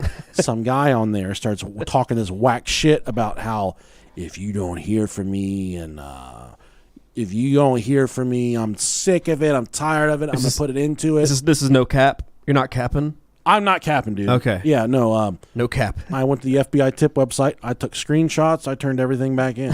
I still have the screenshots right here. You're a fucking narc. I'm a narc. I'm trying to save another fucking... Are you an informant? You government informant? Don't even feel bad. Yeah. He said, in a couple hours, I'm stopping to madness. I'm leaving my Facebook and starting a new life. I pray this will all go away with the blink of an eye.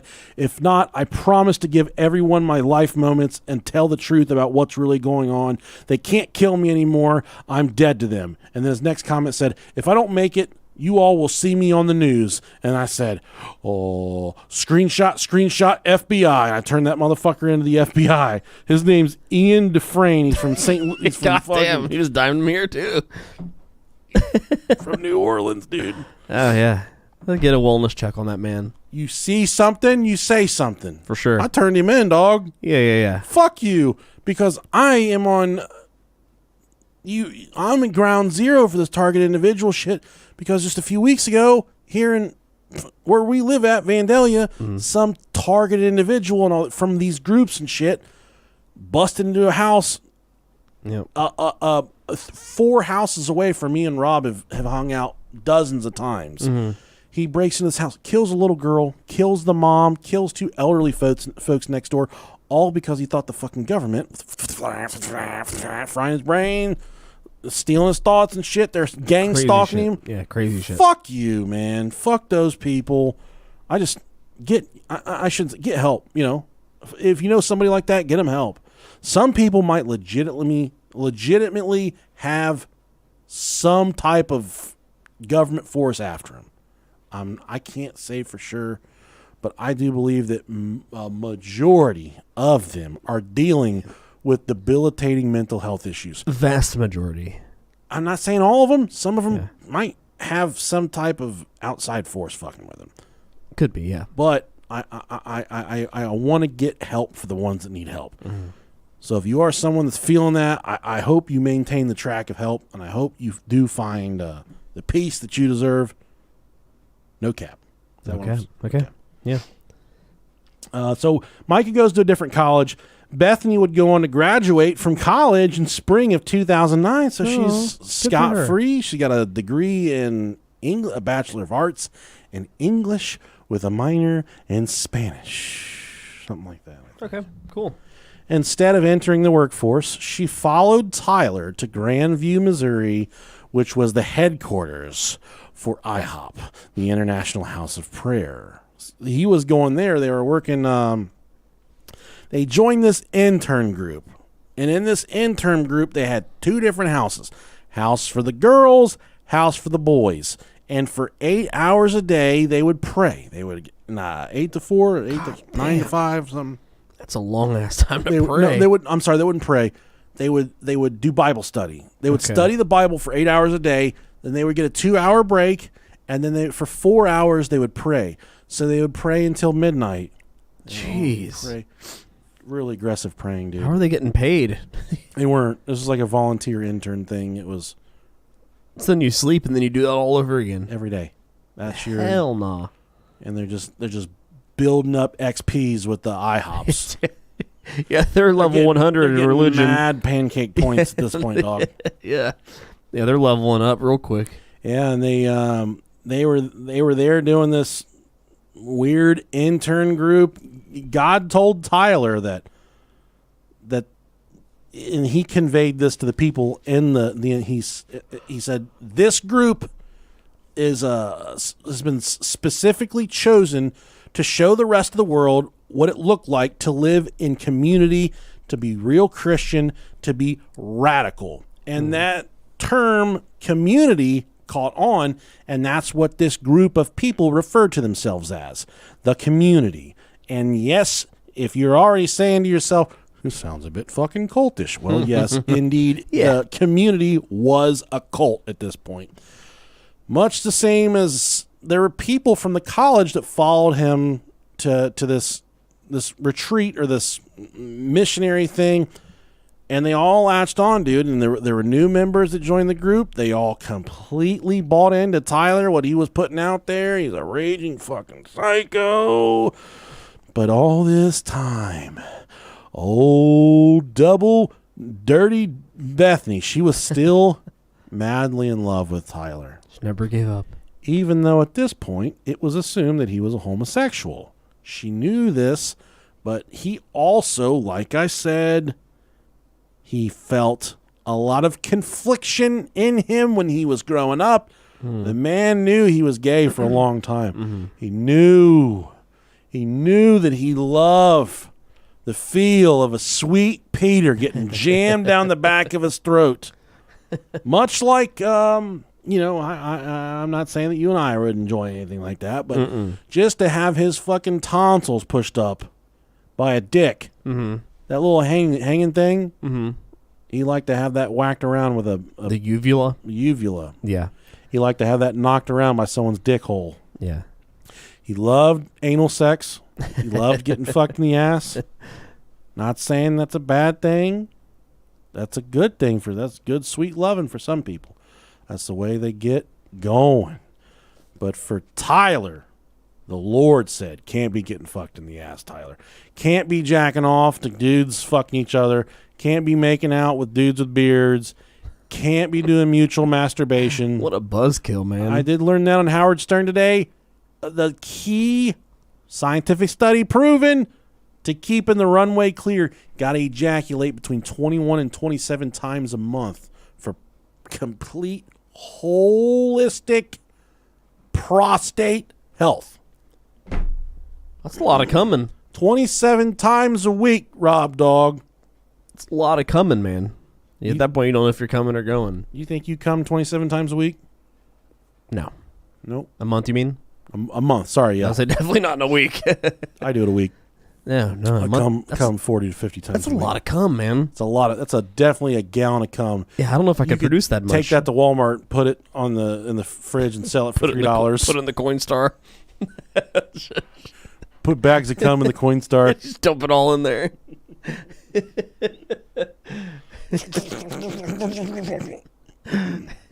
Corn. That's rock bottom, dog. The Coinstar machines have seen worse. I've seen some of the people dumping their fucking titty change in that thing. Dude, it's rough. Poor machines. You guys think we live some kind of special life, okay? I've been at the Coinstar dumping my last coins in it so I can go get Lunchables for dinner for the kids. It's surprising sometimes how much you accumulate in coins.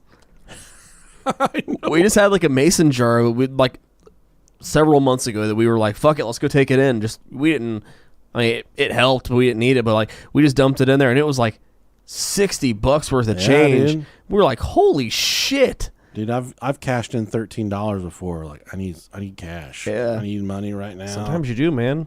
But then I started praying. I got with the IHOP. Yeah. Started talking to the Lord and shit. Took care of me. You got right. Hung out with Tyler a little bit. Yeah, I did hang out with Tyler. He was got a handy. Jamming his cock down my throat. Oh, fuck.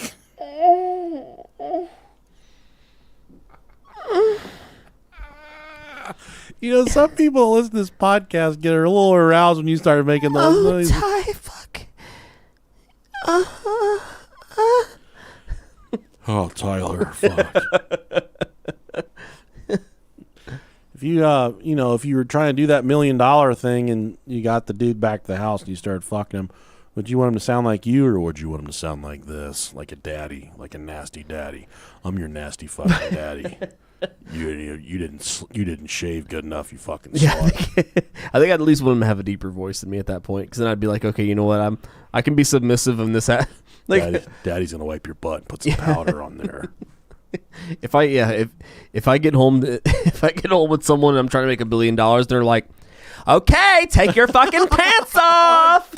Get a boner. I'd be like, oh shit. Sounds like a fucking. I'd still do it. Oh yeah, dude, let's rock. Yeah, you know what I mean. I've gone that far. Might as well Let's tear each other's butt pussies up. Yeah. Let's fucking make a game of it, brother. So Tyler, he kind of started to buy into this Bethany thing. He said, you know what? Maybe this is my out. I've been working for the Lord all this time. I can't quit fucking doing gay cuddle wrestling with these guys. I've just keep on fucking all the guys in the group. Maybe this is my out. I can hang out with her. There's a fucking fruit fly down here. We got bugs and shit. Roaches. All of it. He said, maybe this is my way out. I can hang out with Beth. She can turn me ungay or whatever. She turned me back out. He saw it as a way to fix his own sexuality. So he told her, quote, and this is so romantic, I wish to pursue you unto marriage. So that was his way of saying, I want to be with you until we get married. And that's very formal. Very formal. Yeah. Do you get down on one knee for that? You know, I would have to say so. Yeah. Weird. That probably happened at a Star Trek convention or something. So Beth was finally starting to live her dream. She was getting Tyler. Tyler was getting the opportunity to not be gay. He was perfect for everybody. Those in the community said the relationship was very odd, that there was no public displays of affection exchange between Tyler and Bethany whatsoever, that they never even kissed until 2.5 years into their relationship when they finally got engaged. Wow. And that was the first time that their lips ever touched one another. Tyler called her and she said, Tyler, I appreciate you being there. But she said, I'm ready to move on. I want to start a family. I want to get married. And he said he called her a selfish, called her bad names. It said she was selfish for wanting to start a family, for wanting to have kids. They had work to do for the Lord, and that she was being a selfish fucking... He didn't call her fucking bitch because they were definitely Jesus freaks. He said she was just being selfish about all of it. By 2010, Tyler had assumed total power of a group of 25 people there at the community. 25. He urged them all. Dude, that's that doesn't sound a lot, but if you have 25 people, I guess they're like willing to like fucking die for you. they will die. They'll fight for you. They will steal drugs and shit. Yeah. If you say, go fuck that dog, and you got some guy named Randy in the group, like, I guess I'm going to fuck a dog. I don't know what it sounds like when a human fucks a dog. You know what? I will say, we did ask a lot of people to send in poop pictures, and they did. Are we cult leaders? Oh, we're definitely cult leaders, but we don't take advantage of it. No. This kind of seems like really culty. when that vape shop cut off my uncle's funeral procession, we sent the Ohio Nation after the vape shop. Oh, dude, That motherfucking vape shop is still limping. Like, their reviews are still fucked up on Google from all these reviews that the Ohio Nation left. they're still begging. Fuck them though, dude. That's my World War II, Dad. We'll let the motherfucker drive. How about that? Oh God, Dumb bastards. Oh man, I love you guys. It was during this time Tyler Deaton began to focus on the community full time. He kind of delved a little deeper into the end times and this concept of the end of times and the tribulation. That was what they preached. The tribulation is coming. The tribulation, the great tribulation. That sounds like a made up word. It does. You know, you got good versus Tribulation. bad. All this bad shit's going to happen. But he's preaching this to the community, and the community, they kind of, like this militant perspective. They start stockpiling guns and fucking food and all kinds of shit. Once your religious organization starts stockpiling ammo, We need rice. yeah, we need 45 ammo. Yeah, we need a lot of it. Yeah, that's definitely a good sign that it's going the wrong direction. We need live rounds. In the summer of 2010, Micah Moore came back to the community. He transferred, you remember that he transferred to the University of Texas because of his mental state. But that shit continued to get worse. But they did allow him back into the group, where he immediately moved into the men's house of the community. Yeah, he did. We know at this point that Micah and Tyler were obliterating each other's buttholes. Mm-hmm. Tearing it up, probably eating each other out.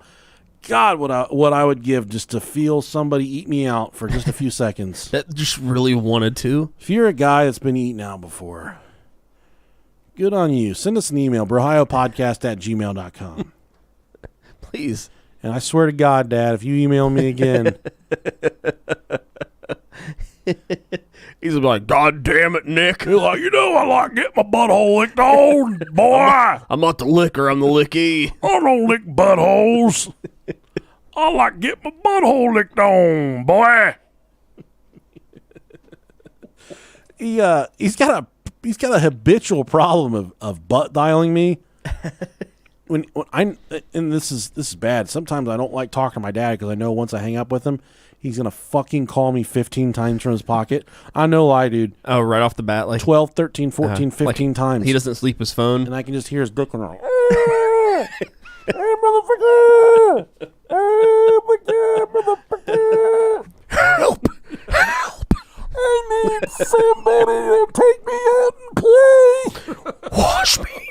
Please wash me! Let me out! Oh, his dick's like, help!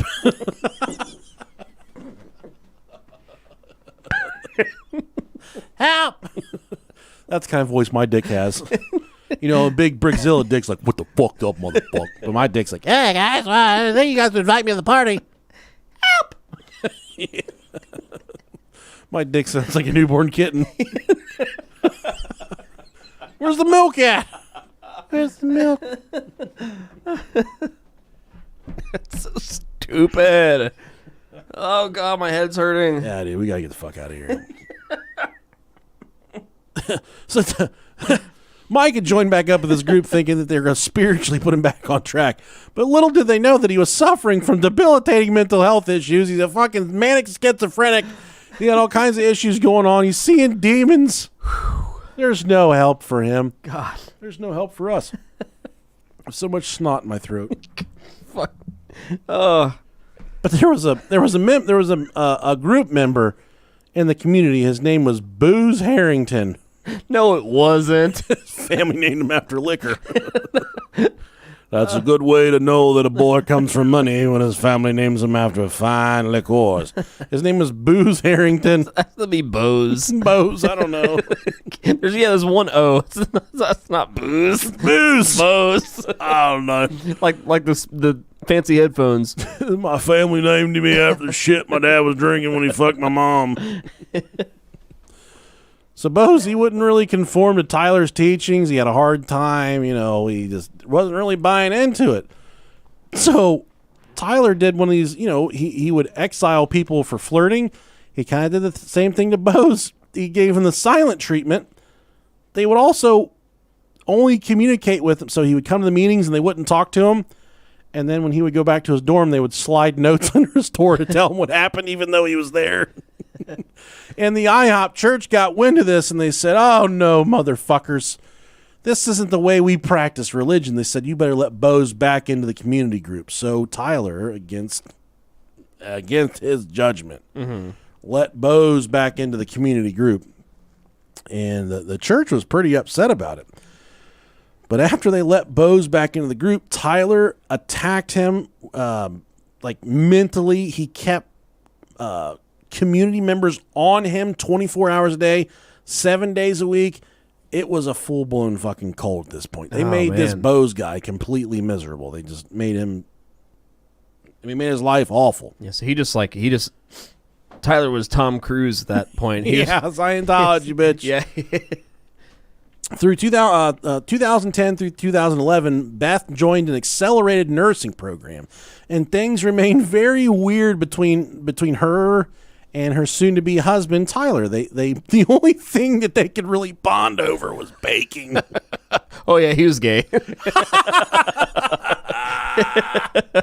No doubt. She's like, "Come in here and scramble my eggs."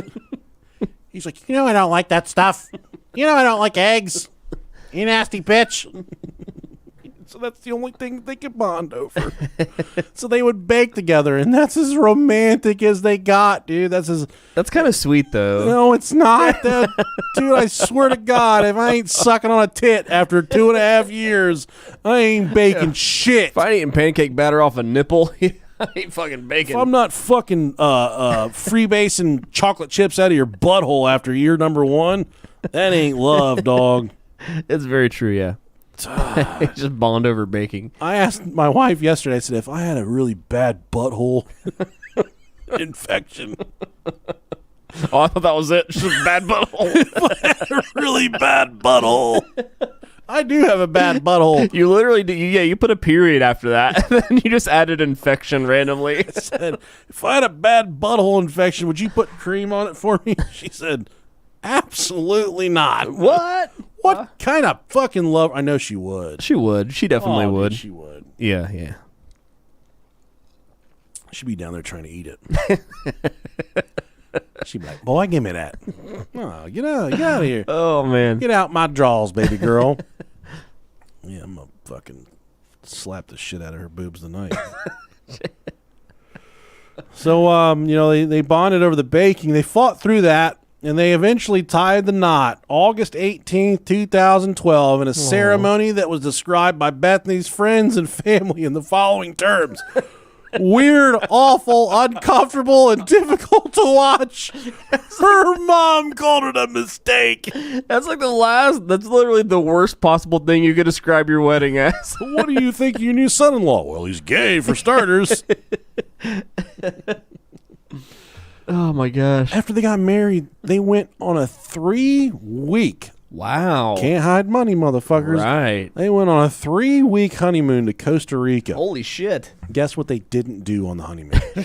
They didn't do it. They didn't have sex. They did not consummate that marriage. They did not consummate the marriage.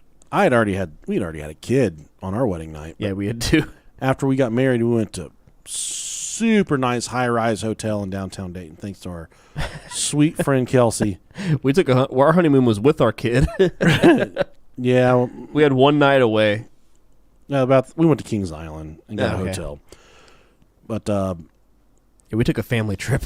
So yeah. what a crazy to be young and poor though, man. Yeah, I know, man. You still make it work. But you know what? You do make it, and it makes your love stronger, and you get through it, and then you can reflect back.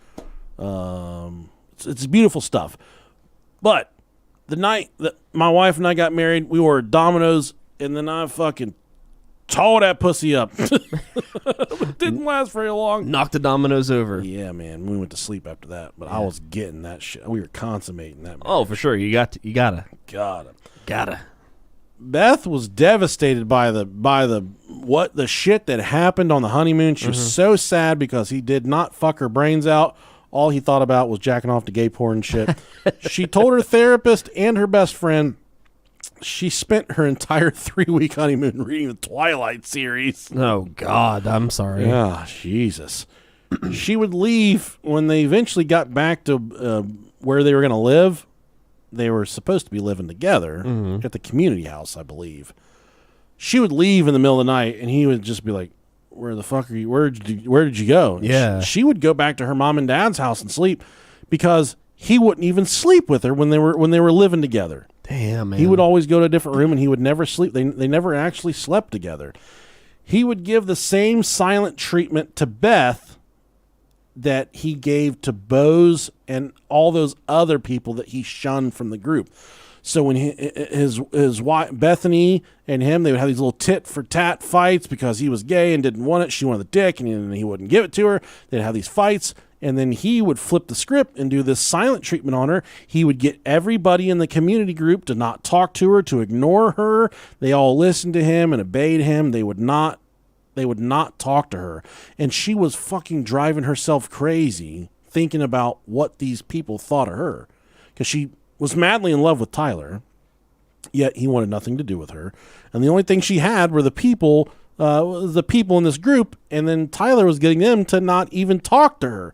So everything that she had was completely gone at this point, it felt like. Beth's her mental health continued to deteriorate.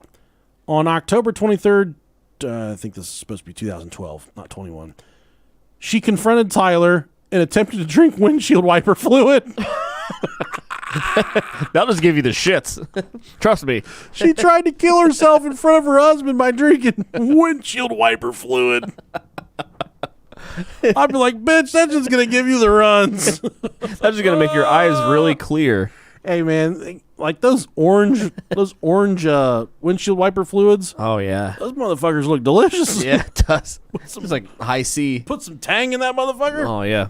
Like that McDonald's high C. Now, you can tell she lived a very sheltered life if she thought windshield wiper fluid was the way to go. Yeah. There's better ways to kill yourself, folks. Yeah, there definitely is. Not windshield wiper fluid. Try oil. Gasoline. Castor oil.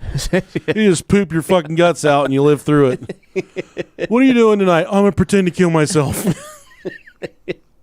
Yeah. You think there's people with hobbies like that? Like that's their thing, just to pretend to kill themselves? And I mean, I'm sure there is. like people role-playing stuff, role-playing Yeah. murders and suicides and stuff like that? For sure. Like There's a kink for that. I'm sure there is. Oh, God. Like, yeah, you get your spouse to pretend like they killed themselves, And then you fuck and them. then you come home and you fuck them. And they just lay there dead and shit. Yeah. And then when it's all done, and she's like, "Can you give me a towel? I'm not dead anymore." Give me a sock. Get your own towel, you dead bitch. Oh, my God. She constantly told the doctors, they had her committed. They had her committed to Truman Medical Center in Kansas City. She was taken into protective custody and placed there. She told the doctors at Truman Medical Center, she said, "Hey, my soul is damned, but there is a reckoning coming." Oh. And you know what the doctor said to that? They said, "Well, that's fucking great. We're going to cut you loose." She was only in the hospital for 2 days after trying to commit suicide. Gosh. The doctors cut her loose. They said, you know what? You're just like every other fucking Christian flapjack comes around here. You're a goddamn Looney Tune. Get out of here. And Rob, I hate to say it, but it's not far off. Sometimes there's different. And that's what I hate about religion, dog, is everybody can tweak it to fit their narrative. Right. Locally, there's a church around here. It's like the heavy metal church. Mm-hmm. Yeah. Oh yeah. It's big around here, man. Yeah. I know buses and fucking RVs and shit. I know the guy that runs it. He's a good fucking dude, man. Mm-hmm. He's given so much to the community and so much to people in need. But the dude, he openly cusses and openly does listens to bad music or whatever. Yeah. Quote unquote, yeah. But you know what? He's changing people's lives also. Mm-hmm. So when he gets to heaven, does God say, you know what? You were listening to bad music and you're cussing. But then he says, on the other hand, I gave 5,000 single moms a car so they could take care of them. I filled 10,000 refrigerators full of food for families that didn't have food. I paid $500,000 in medical bills for people. I paid, 500 people's rent, caught their rent up. He did all these things that outweighs a bad word. For sure.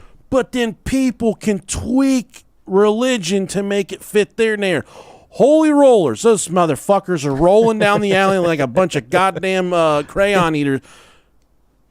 They don't do that at other churches. So I guess that's their way of showing the Lord. But then some of these German Baptists, they don't show their ankles and shit. Yeah. But then, a really progressive church, you go there on Sunday, they're wearing jeans and T-shirts and stuff, really progressive.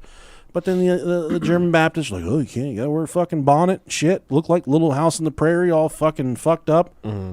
But everyone tweaks it and has their own version of religion. Who's right? That's like the one thing that always threw me off. I mean, there's tons of the other things, but that's like one of the things. It's like, there's how many different, versions of Christianity that you can follow, but they all say this is the right one. This is the one you need to follow. But what happens to all the people who aren't born in, U.S. or like England or like the primary Christian countries? Southern Baptist. But not even that. I mean, if you go like in the Middle East, half the people don't even know what Christianity is or doesn't know what they should even believe. Yeah. How are all those people wrong and they're doomed to hell because they're not, dude? Yeah, it's so weird. All dogs go to heaven. Yeah, and then if you just focus specifically on Christianity, and just like how you said, they all focus on one different thing primarily. Like that's that's their thing. But then how do you know that one thing is the right thing? And these other people don't have it right, and you have it wrong. I try and jack off to a little bit of monkey porn. They tell me I can't enter the kingdom of heaven. Yeah, only cat porn. But you know what? What about that cheeseburger I gave that homeless guy? Does that offset the shit? That is true, yeah. What offsets what? I don't like it. But do you really look at it and you're doing things as to offset other things? I don't know how it works. After Beth had this psychotic breakdown, she got out of the hospital and she went to the church service, and Tyler was preaching. Tyler looked her in the eye the entire sermon and preached about people that weren't real with their relationship with the Lord and people that were selfish with their relationship with He pretty much tore her to fucking shreds right after she tried to commit suicide. Got out of the hospital. Tyler went on to say that the entire time that he was preaching this sermon, that Bethany was balled up in a fetal position, crying in the church sanctuary there. That she was absorbing all of it. And that was the day that he attacked her up on the pulpit and said, people are selfish. They don't give it up for the Lord. That was the straw that broke the camel's back for Bethany.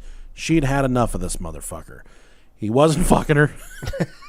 That's what really upset her. Wasn't kissing her.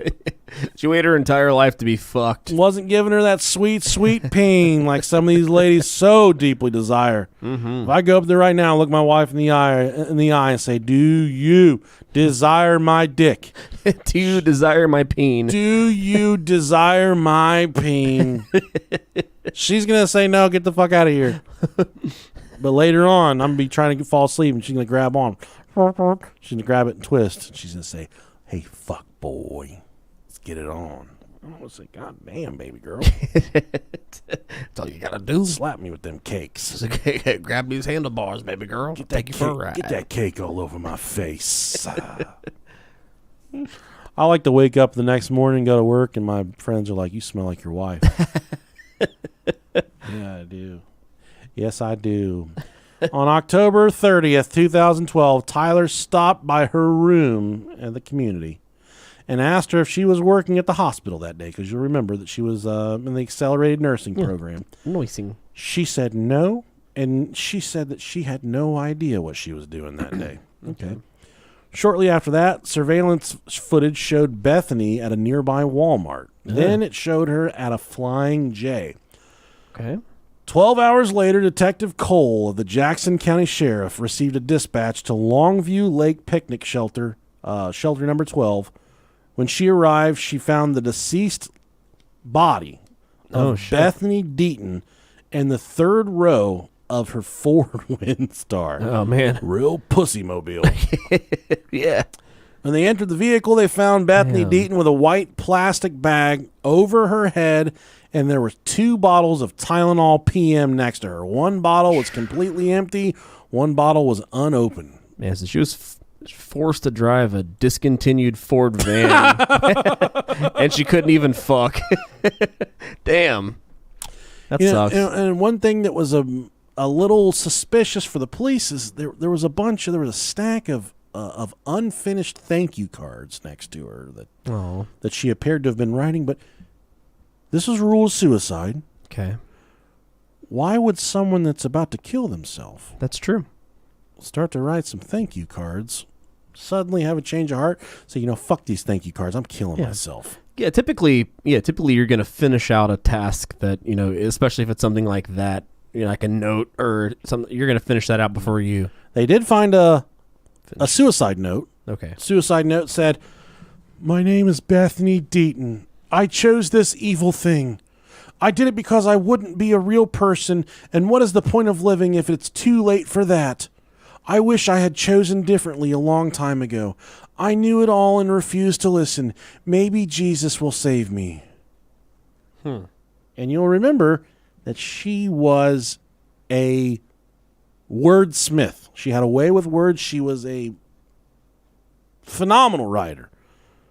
If I'm penning my suicide note, I'm going to let the whole motherfucking world know that I had a goddamn tongue on me, okay? Yeah. That I could write some shit. I was a lyricist. I was a poetic monster. Not this short shit right here, whatever this was. Yeah. But she was all fucked up on Tylenol. Have you ever taken Tylenol PM? I have. Does it get you like that? I mean, I just get really fucking tired. Sipping on some scissor. I don't think nothing really gets me loopy. I mean, I haven't really tried hard drugs, but I mean, Benadryl? nah, doesn't get me loopy. That shit makes me tired. It makes me tired, yeah. Yep. I just fucking fall asleep fast, man. Everything does that to me. The detectives immediately tracked down Tyler, and when the detective said, "You know what, we're sorry to inform you, we found your wife, and she has passed away," there was no emotional reaction from Tyler whatsoever, which is very suspicious to say the least. The coroner almost immediately ruled it as a suicide. Bethany's family, her mother, her father, her brothers, her siblings, they were crushed.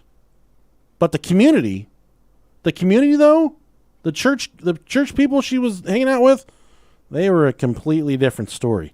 They called an emergency prayer service, and Micah Moore was the one that led the church service. Those at the service say Micah Moore seemed like he had the weight of the world lifted off of his shoulders, that something was weird about the situation. As some of you know already, Actually, this is a quote from Tyler. As some of you know already, I'm a man who is in love with idea and crazy paradigms. And when they brought me Bethany's body, at first I cried, but then I laughed, because I said to her, Bethany, if you could see you would not like the way you look right now. Okay. Fucking weird thing. Wow, that's a really weird thing, yeah.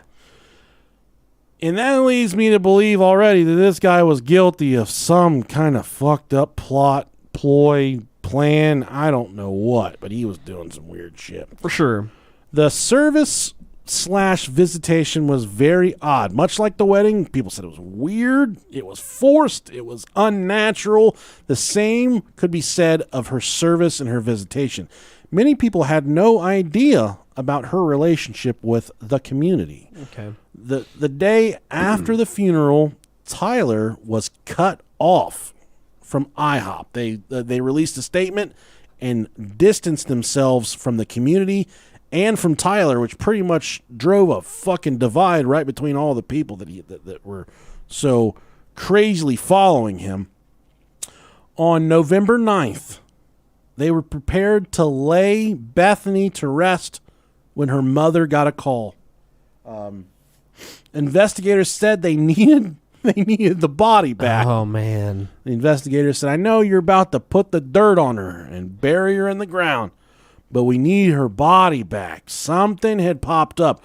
What her mother did not know was that morning, Micah Moore went to the Grandview Police Department and confessed to killing Bethany by the orders of her husband, Tyler. Oh, shit. Yep.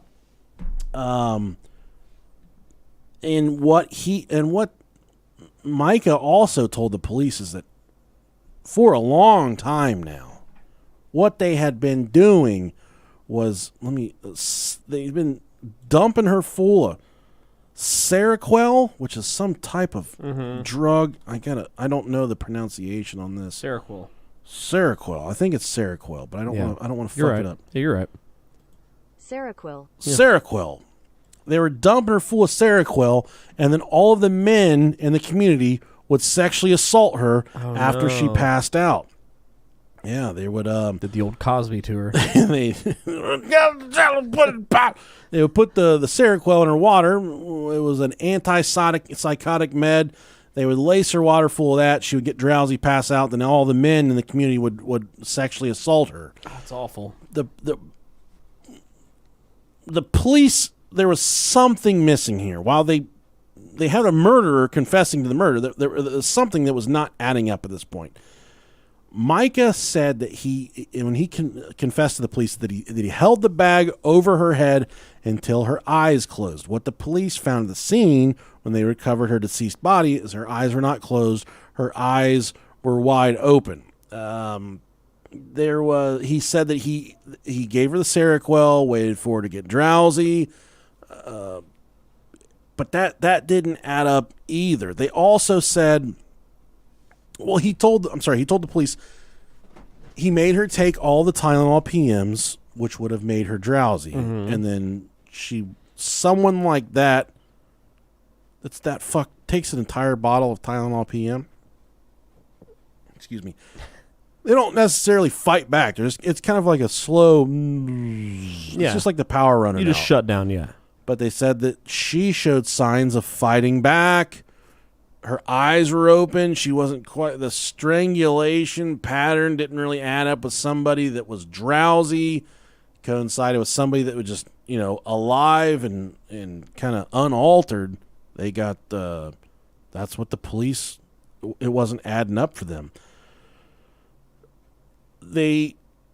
Micah also said that what the men in the community feared was that she was so depressed from all the stuff that was happening with Tyler that she was going to go to the police about them using the Seroquel to rape her.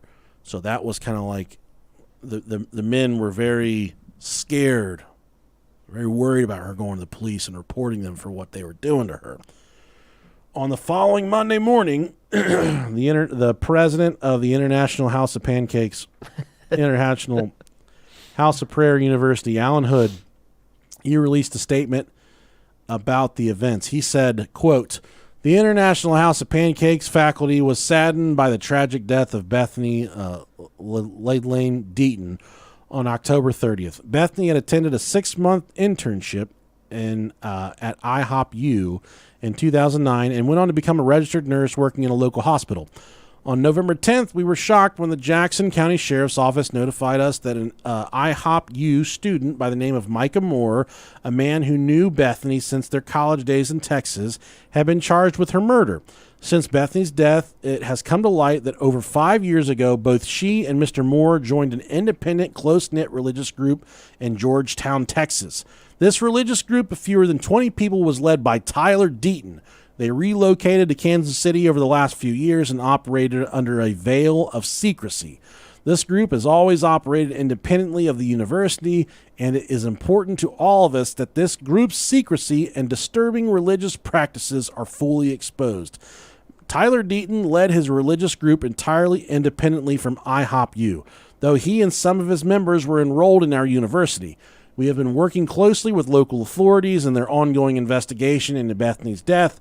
We continue to fully assist all law enforcement agencies in their efforts to uncover the extent and specifics of this horrific crime. We are currently taking all necessary steps to minister to our students and ensure their safety and well-being. As an educational institution built around the priority of prayer, we ask everyone to please join us in praying for Bethany's family and friends and all affected by her tragic and untimely death. Due to the ongoing police investigation, we have no further comment at this time." Sounds like it was a very precise surgical statement prepared by a fucking attorney at Pancake. Oh, yeah. Pancake University. Definitely some sort of public relations, PR person. This was their hard line in the sand saying, we got nothing to do with that motherfucker. Mm-hmm. Nothing to do with him. Make sure they draw the fine lines between the college and the organization itself. And within a couple days of them releasing the statement, the men and women of the community had completely cleared out of the dorms. There was no sign of anyone there at all at this point. Multiple males from the community told detectives that they were having sex with Tyler. Oh, fuck me. Tyler, fuck. I fucking pooped. I fucking pooped on the sheet. If you've ever been with a man that pooped on your sheet, send us an email, brohiopodcast@gmail.com. Send it to us. So all these guys were confessing to fucking Tyler, having sex with him. It's really sexual aggressiveness about him. And they were talking to the police like, look, we weren't date raping her. We were having sex with that guy. And just days while the investigation was unfolding, one of the males in the community told the police Tyler confided in one group member about a dream he had about suffocating Bethany. Eventually, Micah Moore, who had confessed to killing Bethany, recanted his statement and his confession. After, what was crazy, dude, is but when he had went to the police and said, I'm the one that killed her, this is, I think I read he had been up for days, that he had just gone through a church-sponsored aggressive exorcism session where the International House of Pancakes had tried to exorcise the demons. We're going to cease and desist on this one. International House of Prayer, sorry. They had executed a very thorough exorcism on Micah, trying to exorcise all of the demons that he claimed to have inside of him. He'd been up for days. He was fucked up. They knew that he was going through some kind of psychotic episode. But during this psychotic episode, he bloop, bloop, bloop, bloop, magically shows up at the police station. He's like, hey, I killed her. Okay? So for me and my money, it sounds like what happened. The International House of Pancakes was likely very much in cahoots with Tyler. they needed somebody to take the fall for Tyler because they knew that Tyler had, in fact, actually killed his fucking wife. And the number one person that comes to mind is this guy who thinks he's chock full of demons and he's actively having a psychotic breakdown. Yeah. He said, hey, we'll torture this motherfucker for a few days and then we'll send him to the police station. That's what sounds like happened to me. I could be wrong. Yeah, that's definitely plausible. So Micah Moore recanted his statement, and in October of 2000, he was indicted anyways for first-degree murder. Micah was. In October 2014, all charges against Micah Moore were dismissed. Ooh. Quote, my office, this is the prosecutor's office, my office concluded that we could not ethically continue to pursue the case given the current evidence against Micah Moore. The duty of the prosecutor is to seek justice, not merely to convict. And it's really important for people to understand that sometimes. Mm-hmm. So some of the hang-ups that police said they encountered when asked about the crime scene, you'll remember that her body was recovered in the back seat of the van. True. Micah told the authorities that he strangled her in the front seat, and that's where he left the body. So unless she fucking teleported, zombied her ass up to the back of the van, then he was in fact not being truthful about that. Okay. The timelines that she used her debit card completely fucked up the timeline that Micah was explaining. That was a really big hang up. Okay. And during her autopsy exam, there was no signs of Seroquel in her system whatsoever. For as much as she was claiming, they were claiming to have used, they were using it, multiple times a week. There was no sign of it in her system whatsoever. Also, during the medical exam, they determined that her hymen was still intact, that she was, in fact, still a virgin when she died. Damn, that sucks. It does suck, dude. Fucking having sex is wonderful. The only thing better than sex, really good shit. A really powerful poop. Or when you've been holding your pee for a really long time, and you finally get you get the side of the toilet in your periffs, and you're fucking sprinting to not piss yourself. Yeah. God, that feels so good. What's crazy about this is this Micah dude's like, yeah, dude, I killed you. Usually it's the police like, why'd you kill her? And the suspect is saying, I didn't kill her. In this case, the suspect is saying, yeah, I killed her, man. The police are like, your story's not adding up. This is a little weird for me. Yeah. So Micah says, you know what? I can prove we were doing this stuff to her. There's an iPad at the community where we filmed we filmed one another raping Bethany. So the police do a search warrant. They take the iPad. You know what they find on it? Just a bunch of gay porn, nothing else. No videos. No videos of Bethany getting raped, fortunately. Them all singing Baby Shark. Yeah. And you know what? They Tyler Deaton was never charged for any crime. Oh, shit. In really? the death of his wife. He would eventually get a job as a high school teacher. Wow. His name was Googled. They said, this motherfucker. So they fired him. And now they say that Tyler Deaton lives a life of anonymity someplace in Texas, completely probably changed his name, probably off the grid, off the radar somewhere. That's where he's at now. And the book is closed on the death of Bethany Deaton. It was officially ruled suicide, I believe. Wow. I don't know, man. It's a little unsettling, and I should have written it down. I feel really shitty for not writing it down. But they may have ruled it a homicide, but I think the final ruling was suicide. Okay. I don't know. I can't remember. But nonetheless, no one's ever taken the fall for this. No one has ever faced justice for, presumably, homicide.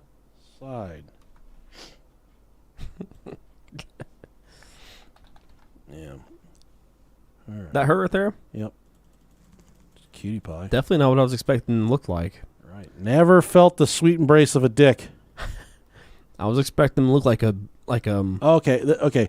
The second examination of Bethany's body had revealed to investigators that she had died of asphyxiation, but the manner of death is not. It had been changed from suicide to undetermined.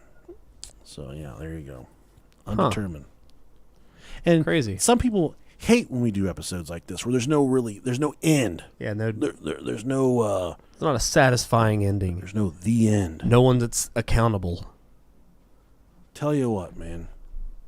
I feel bad for that lady. I feel bad for her. I feel bad for her family. Mm-hmm. Feel bad that she never got to hang out with some dudes like us. Hung out with a bunch of fucking lames. Yeah. Fucking dude. Shit, dude. Wonder how many people are out there just have never hung out with fun people before to even know That's a good question. what the world is like beyond the pages of their Bible. Think about it. It's weird to think about. I remember I went to church camp one year. I grabbed this chick's tit. She got mad, dude. Yeah. I said, it's just a tit. Mm-hmm. She said, that's God's tit. Mm-hmm. Stay away. You actually know this girl. Okay. And it wasn't even like a purposeful tit grab. We were playing a game, and it wasn't grab the titty game. Yeah. It just so happened. Yeah, just so happened to your hand hit a titty. My hand hit a tit, but I was like, hell yeah, titty. I got mad. Praise Jesus. Praise the Lord for that titty. Yeah. It wasn't even a good one either. Man. It was a very anticlimactic tit. Yeah. Probably one of those tits. When you see it, you're like, all right. Okay. It's a tit. I get it. You know, when my wife gets in the shower, I'm like, God damn, that's a titty. That's a tit. There's some titty.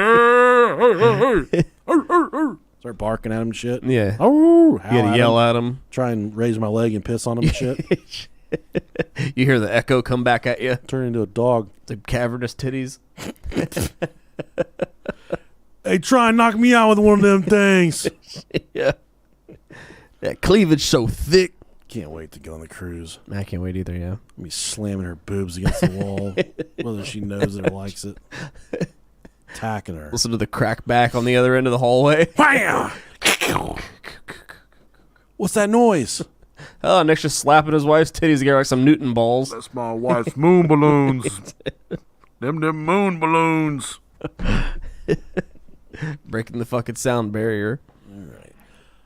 I hope you guys enjoyed this episode. God, I don't know how you could have. Holy fucking We're shit. 2 fucking hours and 5 minutes into this bitch. I'm going to cut out a bunch of stuff out. I'm going to take like 28 minutes in the middle and cut it out. Just copy and paste your fart for like 30 minutes. Hey, if we cut out 30 minutes, I don't think anybody would know. I don't think so either. They just say, these guys are so fucking dumb. They don't even know where they're at anymore. That's true. Yeah, we lost that realization a long time ago. Yeah. All right, guys. Well, we'll see you soon. And this is an exciting month, September. This is the Christmas push for us. Yeah. We anticipate multiple episodes a week. Whether that's going to happen, it has to happen. We're shooting for it. Yeah, we have to. Or else my kid's not getting anything for Christmas. I'll be home for Christmas. That's all you're fucking getting. And that's a very awkward conversation. Hey, boys, I know you like Power Rangers, but why'd Santa skip our house this year? Well, Power Rangers. This is the Power Patrol. We got those at Dollar Tree. yeah. All right, just send us an email. I don't care what the fuck it's about. Do it. BroHioPodcast@gmail.com. Thank you, guys. Yep. Love you. All right, YouTube. BoobTube. Booby Tubby. All right, guys, we're going to call Beth. Oh, well, Beth. Yeah, definitely was not expecting her to look like that. Hello, bros. What's Hi. up? Raise the number 1 for me. There you go, Miguel. I did that during the episode, too, yeah. Okay. Speaking of death kinks, oh, my God. Munging. Munging. I've heard of that munging before. Urban Dictionary. Yes. We love you guys. Fuck the hiccups. I hope you enjoyed it. Love you guys. Talk to you soon. Bye. Leave me the fuck alone in the meantime. Quit calling my parents' house looking for me. Motherfucker.